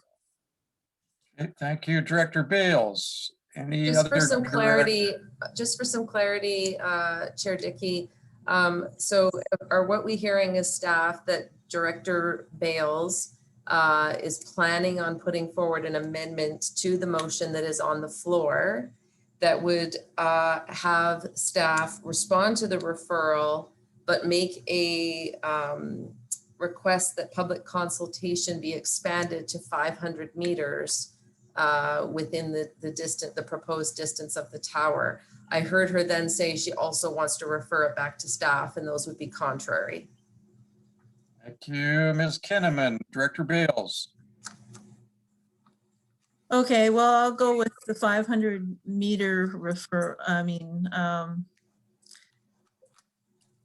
portion of that. Okay. I thought both were appropriate, but if that's not the case, then I would like to mail out.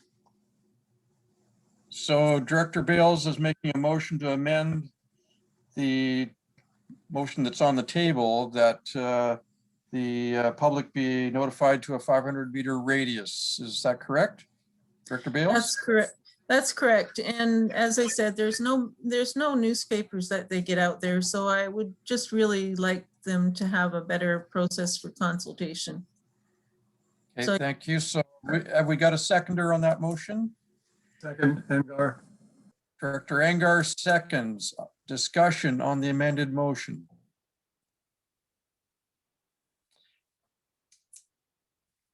I'm not hearing any discussion. So on the amended motion, all those in favor? Contrary? Motion carries. So now we would need a vote on the main motion then, Director Dickey. Okay, Just on the main amendment. motion. Okay, on the amendment, No, on the all those in- amended motion. amended motion? Yeah. On the amended motion, we don't need a second mover and a seconder on We are, this. yeah, we already had that, yeah.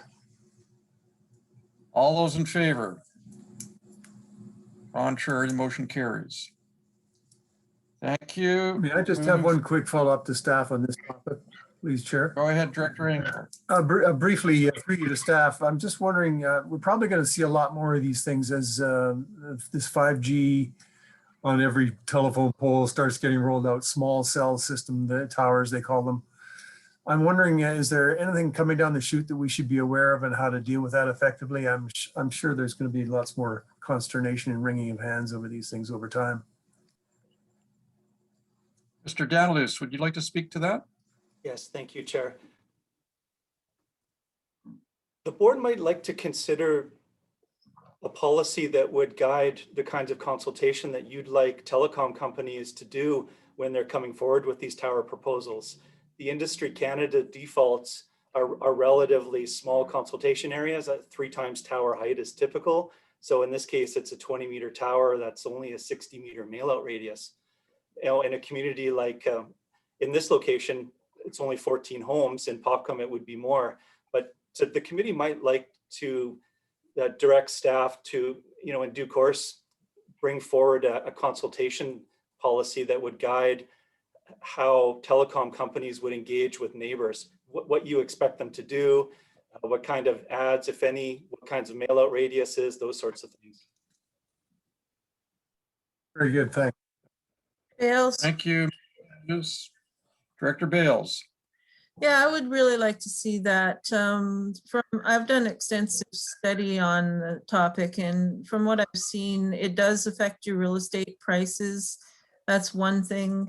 The studies on health effects are usually anywhere from 300 to 500 meters. So, and it's graphed out quite extensively. There was a Stallo study done too by Magna Habis that I was honored to get a copy of, which showed the health effects from living, for instance, under high tension wires or from living close to a cell tower. They did a few different things like that. So I think if we can do due diligence as far as a better range for a mail out, that would be good as a policy.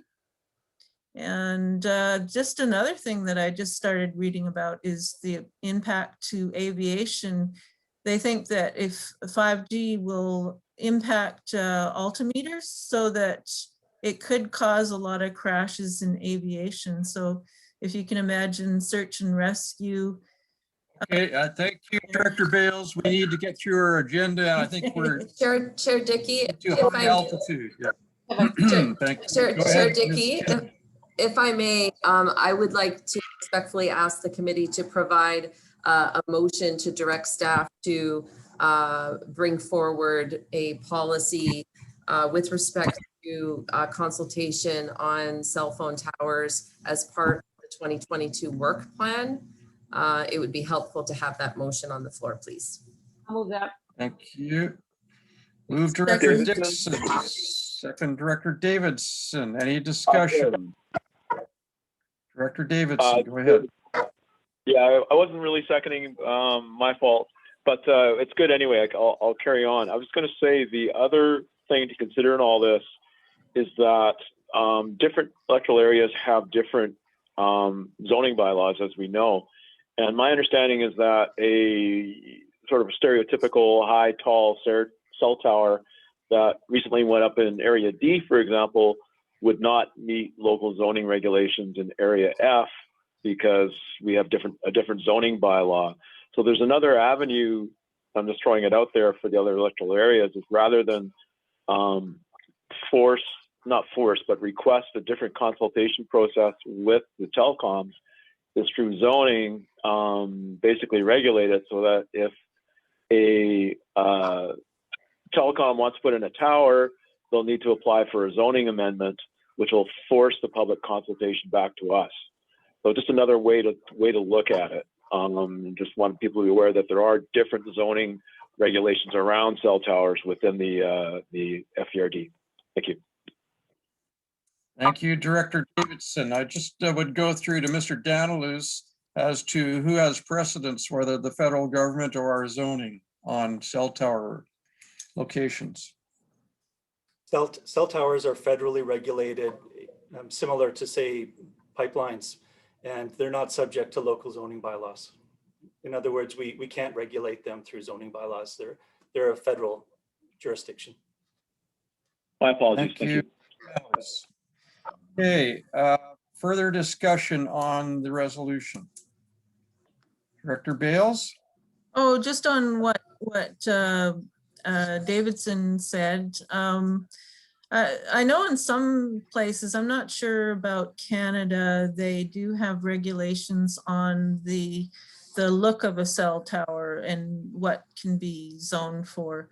And I know, well, different parts of the world, I just heard that there is over 400 municipalities in Italy that stopped zoning for 5G, for instance, not for cell, but for 5G specifically. So there are generally local governments don't have any say over it, except for, I remember also in the States where they did have some say over the.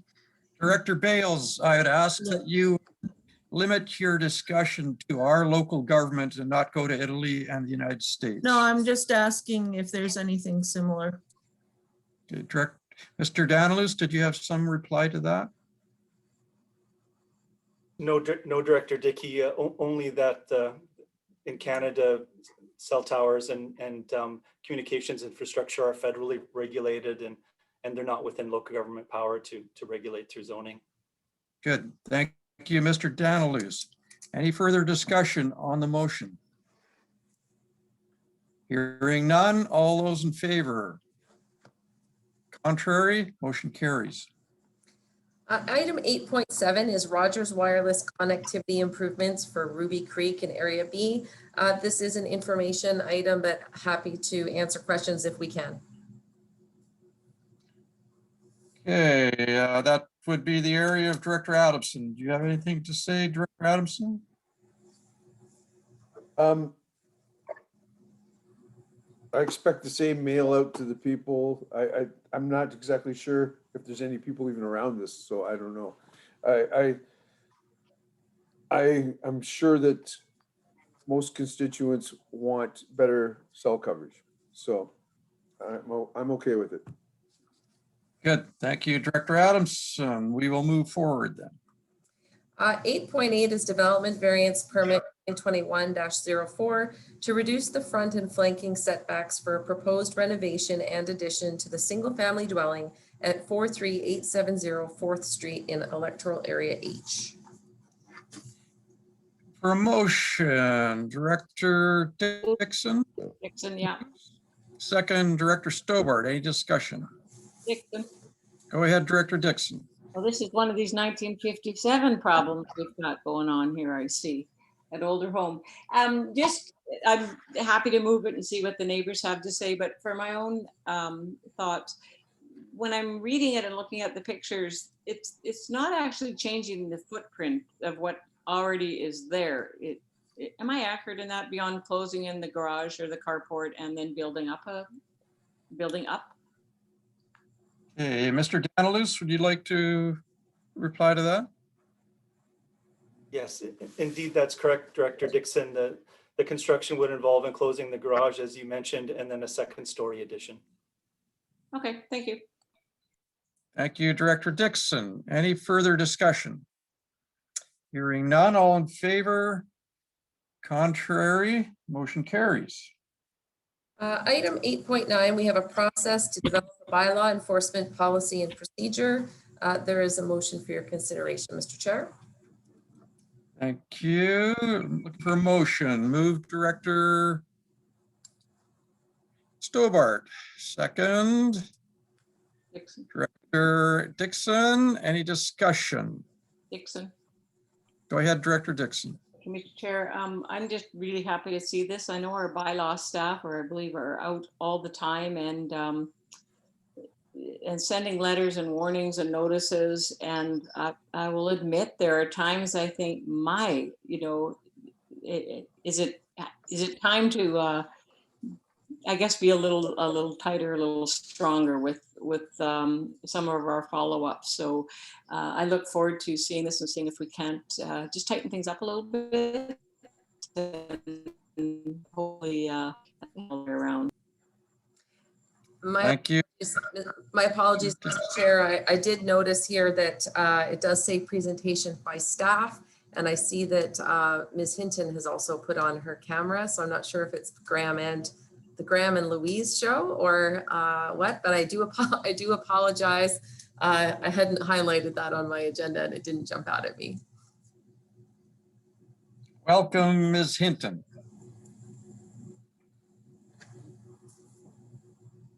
I actually think Graham is going to start the presentation. Okay, Mr. Danilus. If I may, I'll share my screen with some presentation slides.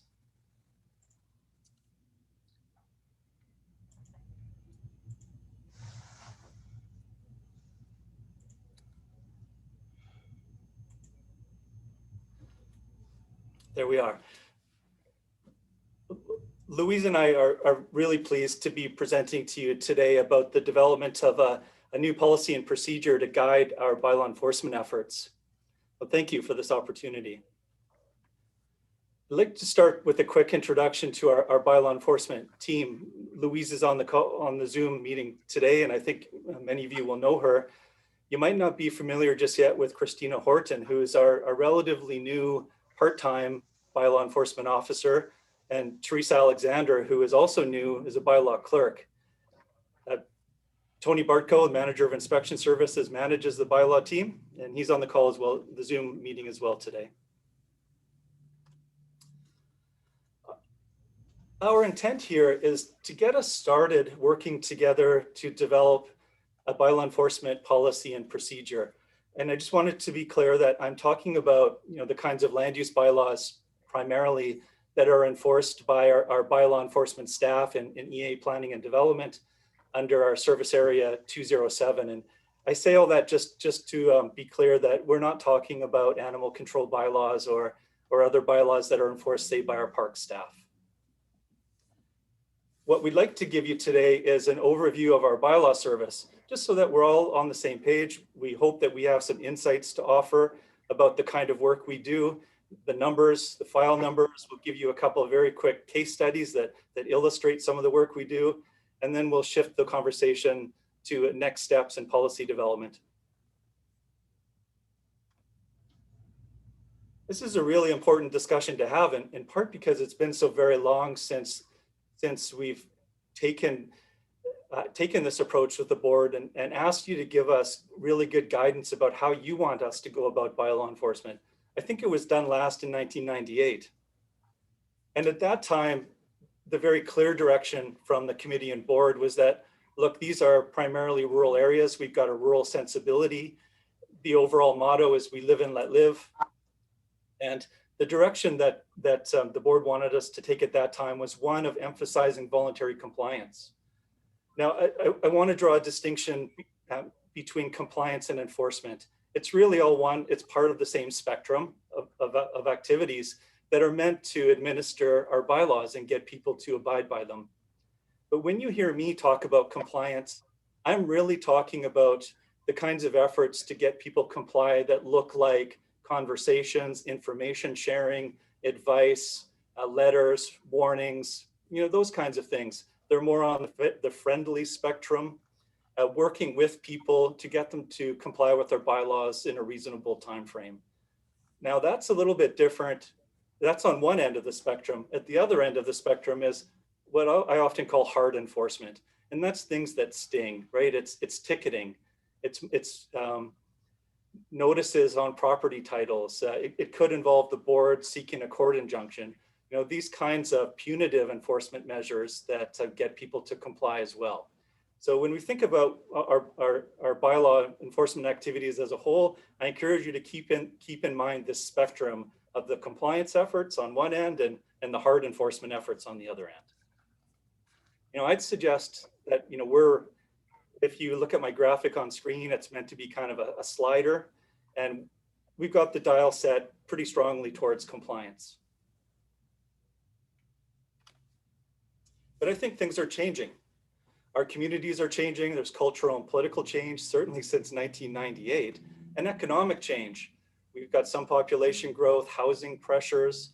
The internet means people are working from home and have different needs and different expectations about how we regulate land use or enforce land use bylaws. And we've got, you know, in some respects, diverging futures. The future for electoral area A is not the same future as electoral area H. So it's probably time to reassess our enforcement strategies. Okay, hello everyone. I just want to speak to the fact that we in our enforcement department, we're more than just bylaw enforcement files. We have lots of other responsibilities as a department that are in many instances not directly related to our file work.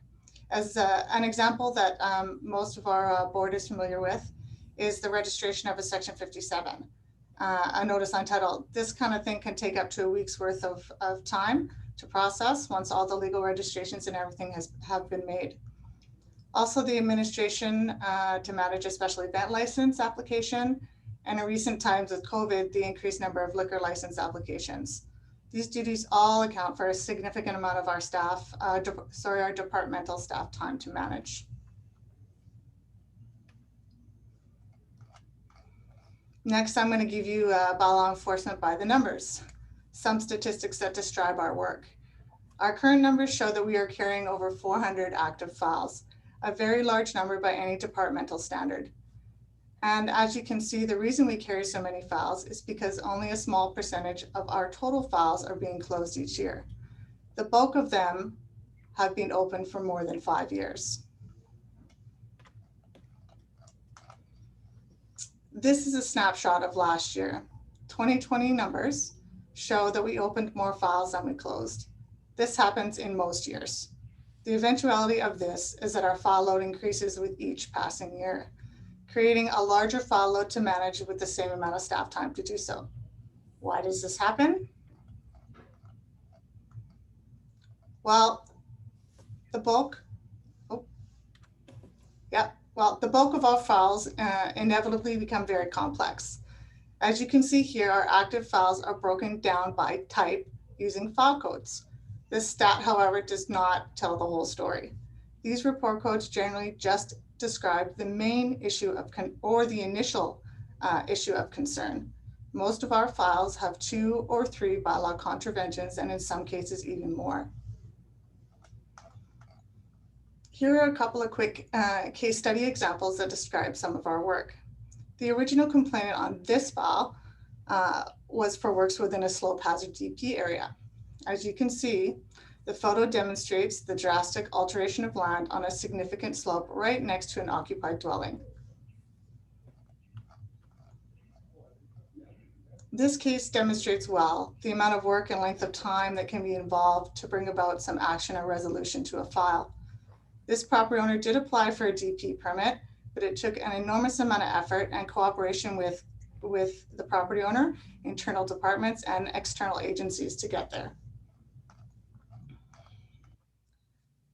This next case study shows what can start as a seemingly straightforward complaint regarding construction without a permit, and that can have many hidden challenges, which are revealed once an officer conducts a site inspection. There are many variables in the Fvrd that we run into that complicate bringing a property into compliance, such as in this example, floodplain regulations, agricultural land commission regs, bylaw code requirements, building code requirements, construction setbacks, and permitted uses of a structure. So just to build on the case studies, I'm going to speak to a number of the challenges that we face in our daily work. Our small department manages a very large amount of files. Drawing on my own past municipal work experience, I can confidently say that a very busy workload would have seen me managing anywhere between 40 to 60 files on average. Also, the nature of a lot of those files that I handled in that municipal setting tended to be much more straightforward in nature, issues like overgrown grass or parking, for example.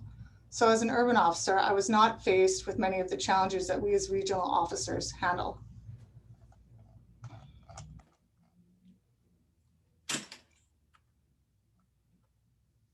Next slide.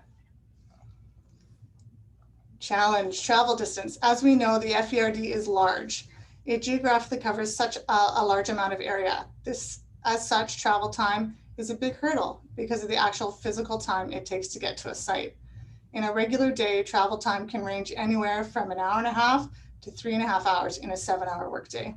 We do our best to try and combat unnecessary travel and increase our efficiency by combining files that are geographically close together. Juggling and prioritizing active files versus historical files. This is something we do departmentally. We are very adept at doing, and we work hard at it daily. Trying to determine which type of file is more of a priority. Should we use hours working to stay on top of and close new files quicker, or do we spend those same hours trying to resolve a historical file? Again, just to reiterate, our biggest challenge as a department is that we open more files than we close. This leaves us with an ever-increasing file load every year. This is our inevitable uphill battle. Our effort level versus our effectiveness ratio says, where are we now and where do we want to be moving forward? Graham? Well, that gives you a bit of context for the kind of work we do and some of the challenges that we face doing it. And one solution to these challenges is the development of a new policy and procedure that will guide our work and make sure that the way we approach bylaw files, where we are on that compliance and enforcement spectrum fits with your values. It reflects what you want us doing and it reflects community values. A policy will help us set priorities and allocate resources. Louise talked about juggling new files and old files, and a policy can help us determine what's really important to you, so we focus our efforts on what's important. As an example, we might get a bylaw enforcement complaint about a shed in a campground holiday park, the shed exceeding the maximum height by 8 inches. Well, perhaps that's not when we consider the range of issues we deal with, from unsightly premises to unsafe structures, maybe 8 inches on a shed is not a critical issue that you want us putting a lot of time into, but we can sort through that with policy.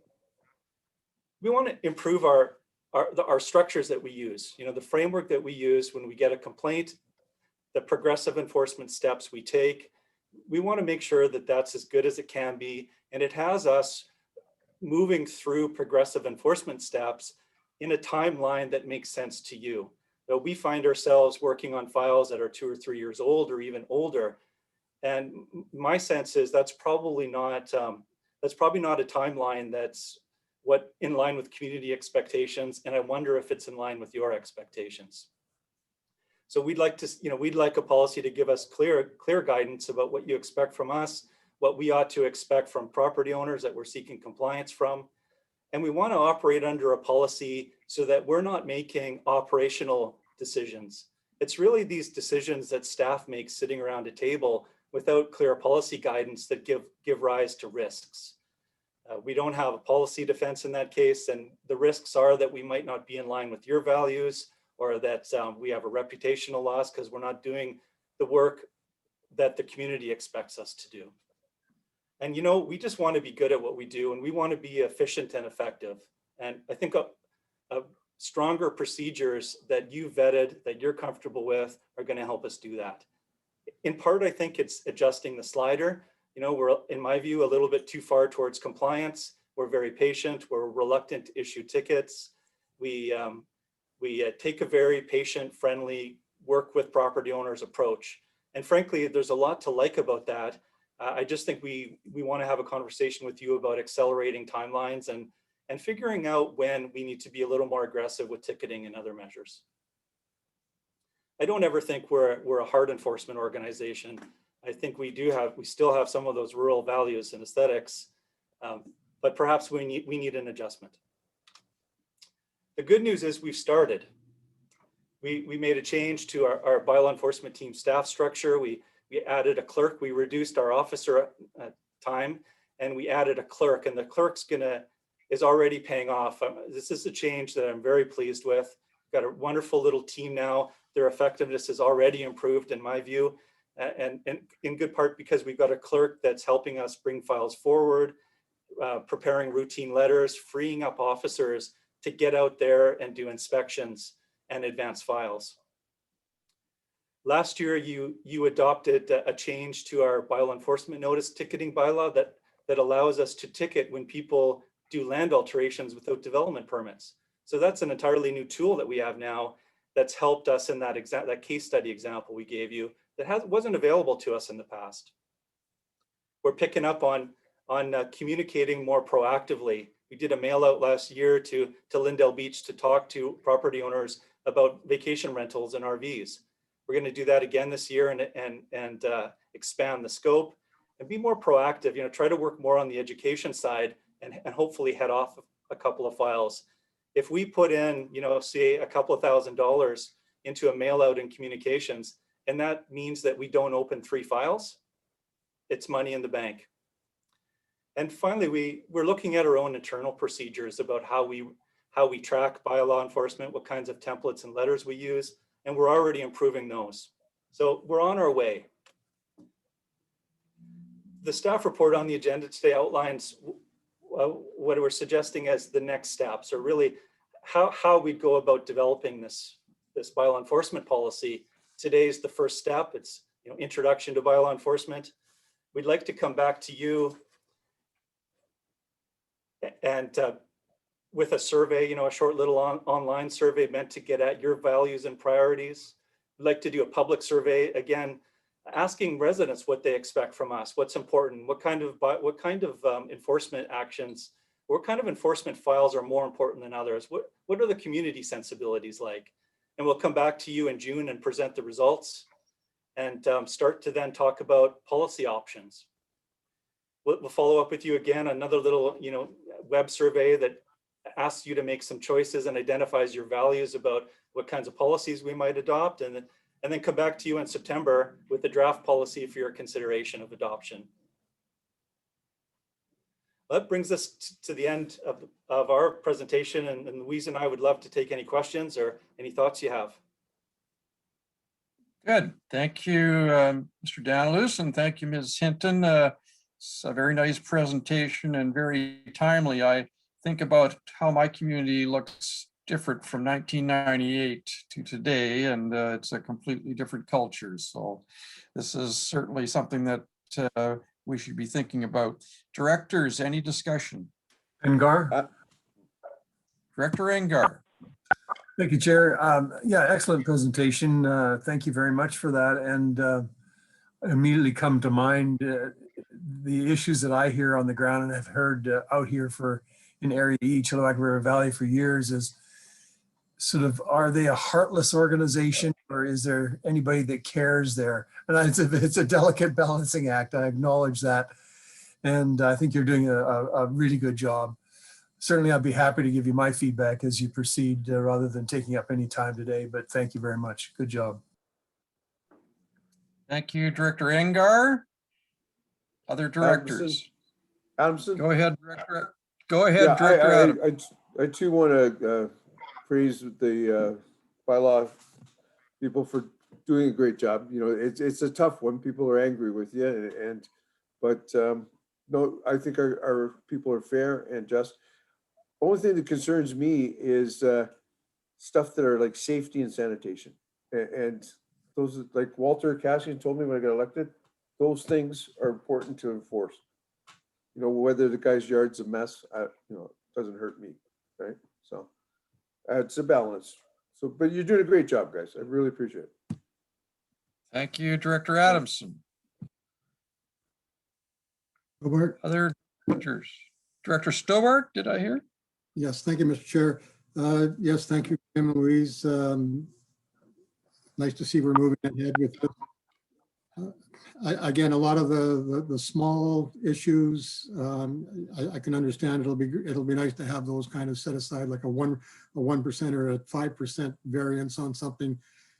It's not a big deal. The ones that I've had the most issue with, when over the course of 10 years, you've had one name come up on 4 different residences that they've decided just to go ahead and rebuild, work on without permits.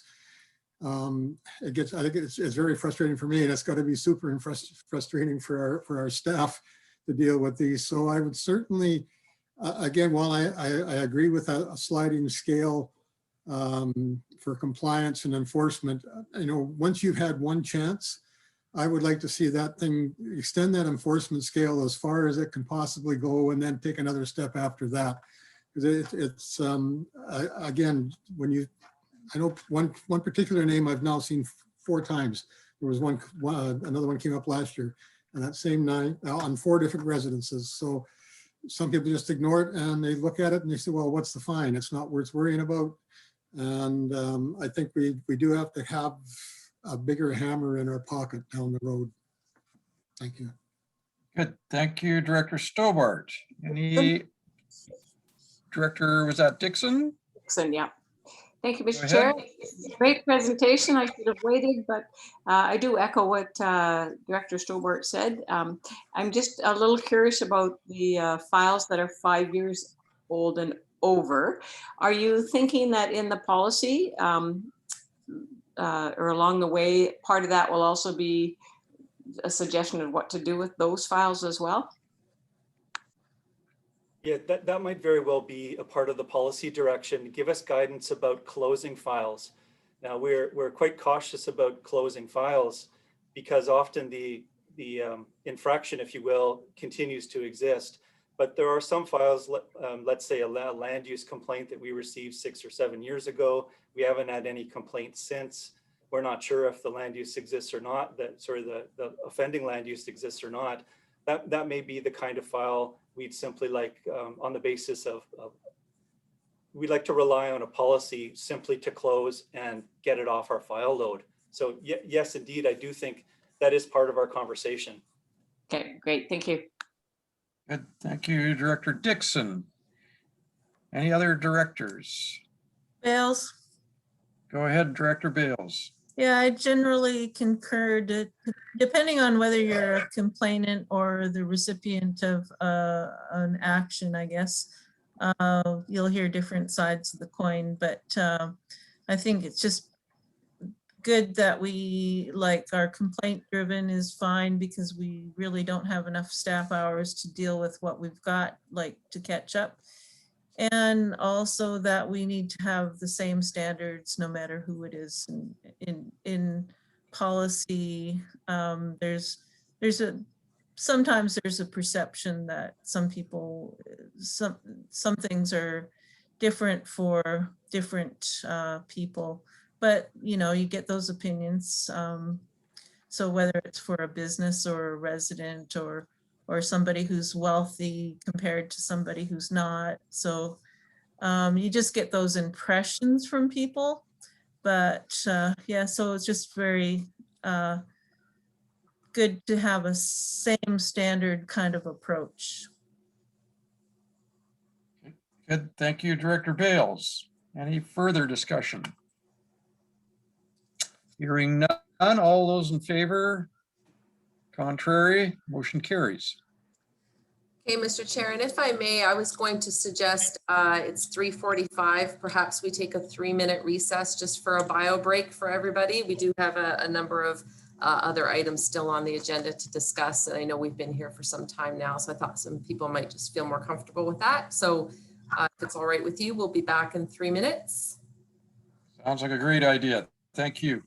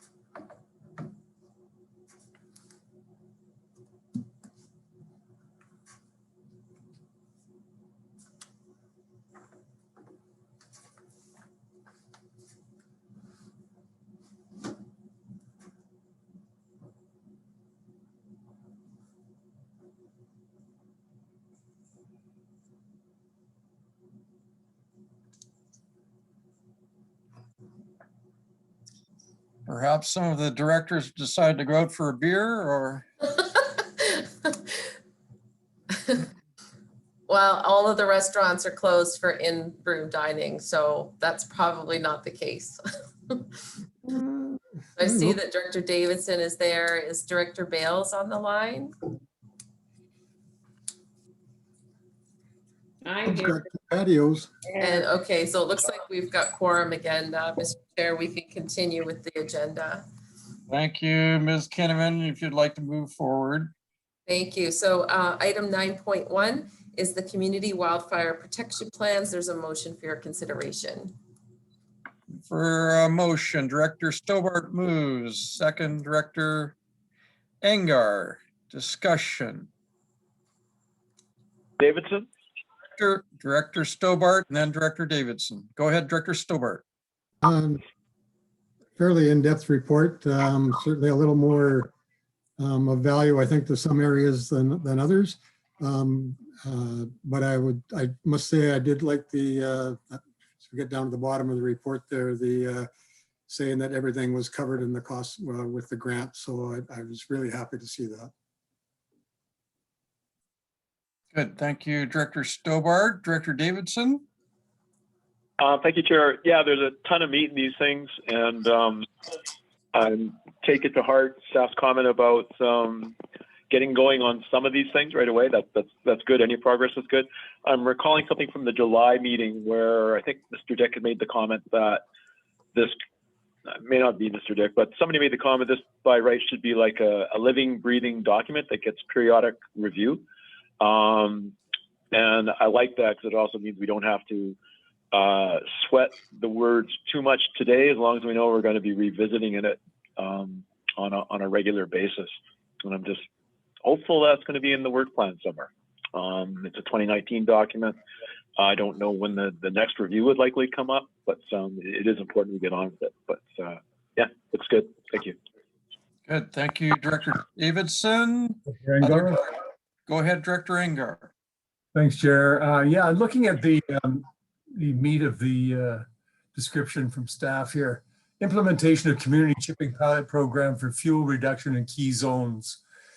I just wanted to mention that I have called every tree service removal business here in the eastern end of the valley, 3 of them to be exact, and multiple times, and they're not even getting back to me. They're so darn busy. So I'm hoping that this can happen fairly soon. Do we have a timeline on when we'll have somebody in place to then take the bull by the horns and actually help with the Fire Smart initiation in communities and specifically the chipping pilot program? Sure. Did Stacy and Reg want to jump in on that one? Sure, I can comment here. One issue that we have with this particular grant is having the staff available to conduct all these initiatives so that and it was on a previous agenda that was approved.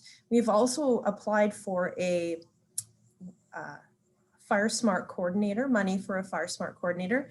And we are hoping to hear about that in the next month or so and also get that funding this year, hopefully. That will greatly help us to speed up some of these community initiatives. Probably about half of the initiatives on this particular grant we're trying to do through consultants so that we are not delayed on them. But something like a chipping program certainly is difficult. I would say too that most likely it would be a pilot. We couldn't offer it to all zones right away. We'll have to see how that goes because we do have limited money.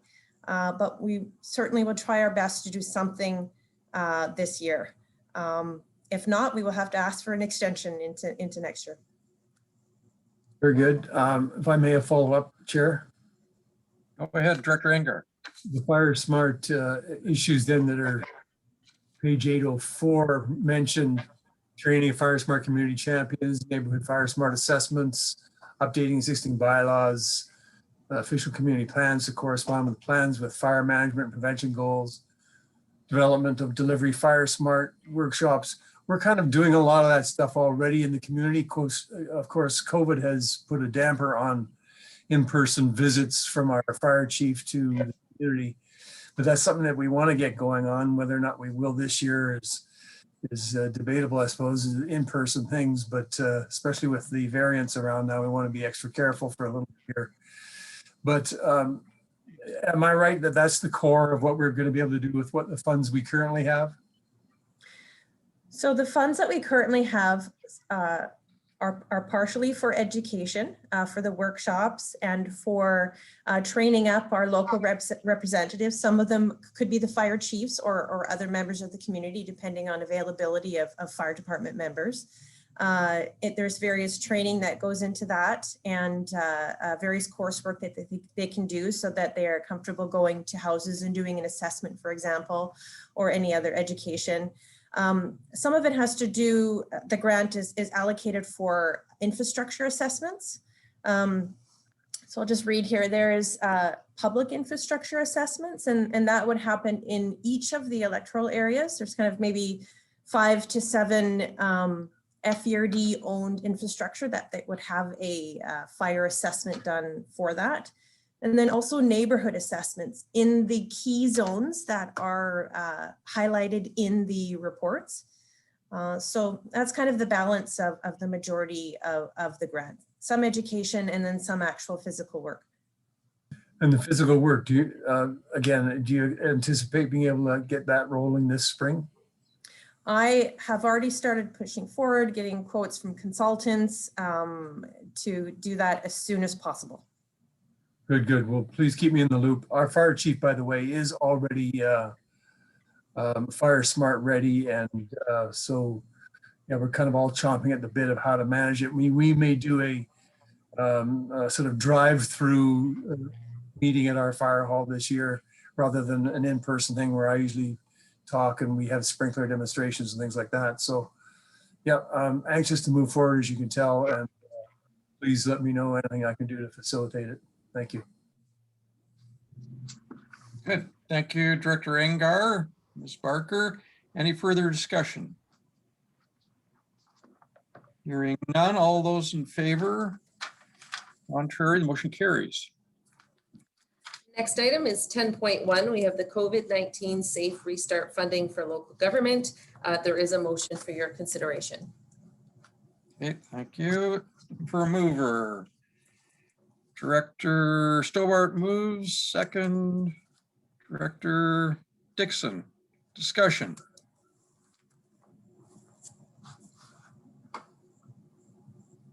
Not hearing anything, so go ahead, Director Davidson.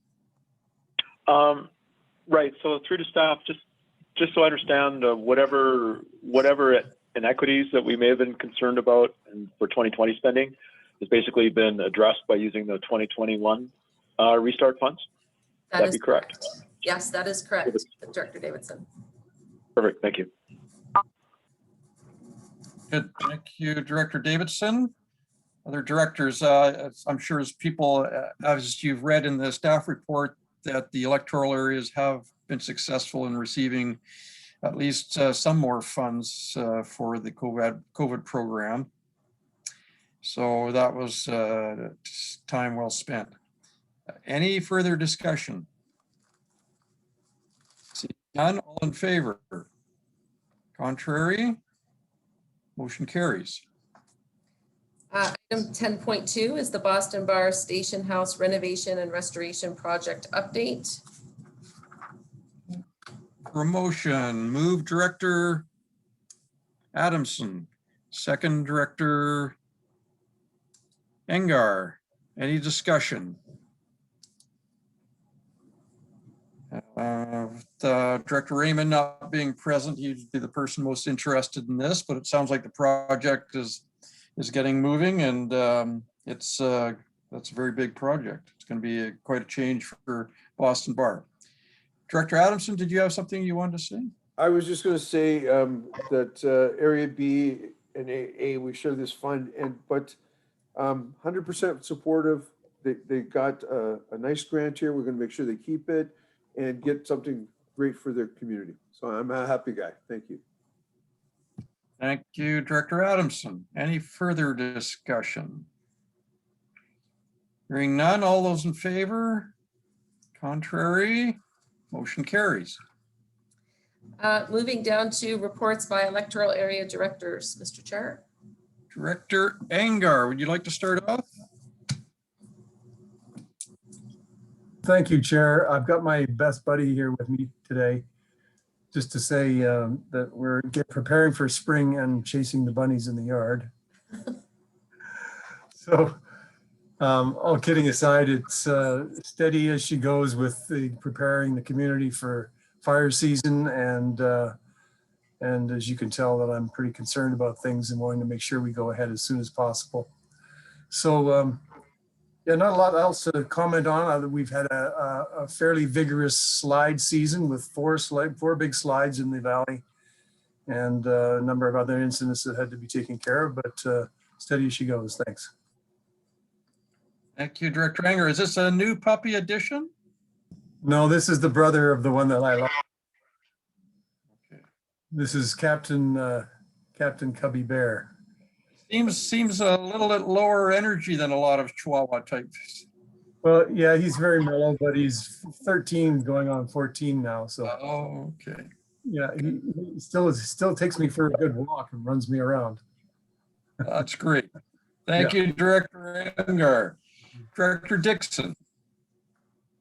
Thank you, Mr. Chair. Just a comment on the Cultus Lake water safety meeting. We've got together a bit of a plan that we'll be presenting, but as far as working towards buoys all around the lake, but the real benefit of that committee was it was just a great community building with our First Nations partners as well as BC Parks, and come together on that, and hopefully things will be a little safer this summer. So that's the plan. Other than that, it's it's going to be nice next week. So there's a lot of people up here visiting Teapot and just enjoying the lake. So it's good to see. Thank you. Good. Thank you, Director Dixon. Director Adamson.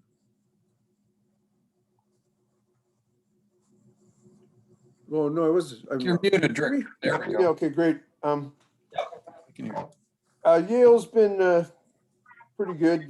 So we had a fire in the weekend. I'm trying to somehow get the picture to show you, but I can't seem to get it. Anyway, those people, I've mentioned it earlier. We have the old Gold Nugget motel, and it started on fire on Saturday, and the men and women of the volunteer fire department responded very quickly. We had the 4 trucks going. At the end, the one end, the south end, I guess it is, there's like a house attached to the rest of the motel. The house was lost, but they contained it right there and made sure the big trees didn't go up. They did a really great job. So I'm very impressed by them. I believe, do you guys know that the Yale Museum got a $750,000 grant to change the entrance to build a new building? So that's something that's going to be done this summer, I think. Should be good. And I was up in Tajmi, and Ryan thanked us for our support, and he's working really hard to get it ready for the opening this spring too as well. Things are going great. Thanks. Good. Sounds like a busy place, Director Adamson. Thank you. Director Stobart. Thank you, Mr. Chair. Just a couple things, I guess. One, just want to say thank you to our Sasquatch Lions Club. Managed to hold an outside fundraiser, first one in a long while, and thanks to the generosity of not necessarily area businesses, but businesses from throughout the valley here. Their barkment sale raised $6,000 for the community, so it was a very successful day and all done in a COVID-safe manner. The other thing, Lacombe had their elections over the past week, and Chief Ellis Thompson is back in along with 5 of the 6 council members. So some continuity there, which is always good, and I wish them all well. Good, thank you, Director Stobart. Director Bales. Not much news, although I just hear from Parks yesterday that there's going to be an extension to the park survey, so they're hand delivering some of the survey information, because interestingly enough, a lot of the assessment addresses got returned. So that's something I think we need to really look, well, I think staff are looking into that as far as, because we'll be having a lot of mail outs in the future as long as COVID is on the agenda. So we really need to have those accurate mail outs. So just an interesting aside as far as I've never heard that the assessment addresses came back before. So that was a new one. Good, thank you, Director Bales. Director Davidson. Thanks, Chair. So I'll try video briefly. Usually as soon as I do, my phone connection begins to suffer. Yeah, again, not much to report. It's just amazing how much one realizes how much of our community kind of activities center around our 2 community halls that are both in lockdown. But yeah, nothing really to report, but thank you. Good, thank you, Director Davidson. And I was going to say it's quiet in electoral area D, but it isn't quiet if you include the sound of nail guns and excavators and pipeliners. Just amazing how much activity there is right now. But staff are doing a great job of keeping a lid on it, and things are going fine. So thank you. I'll turn things back to Ms. Kinnaman. Thank you. So item 14 is public question period for items relevant to the agenda. As has been our practice throughout this time of COVID, we have encouraged members of the public to submit their email submissions or participate via Zoom. Ms. Van Ness, did we receive any submissions? No, we did not receive any written submissions, but I do notice we did have a couple participants on the call today, and we have one member of the public that is still on the line, G. Jones. If you have a question for the committee relevant to items on the agenda, now would be your opportunity to ask that question. You can unmute yourself and ask your question.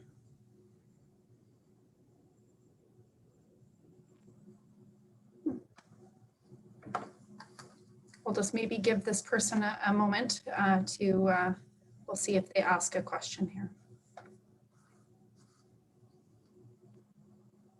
You should be able to unmute yourself now, G. Jones, if you do have a question.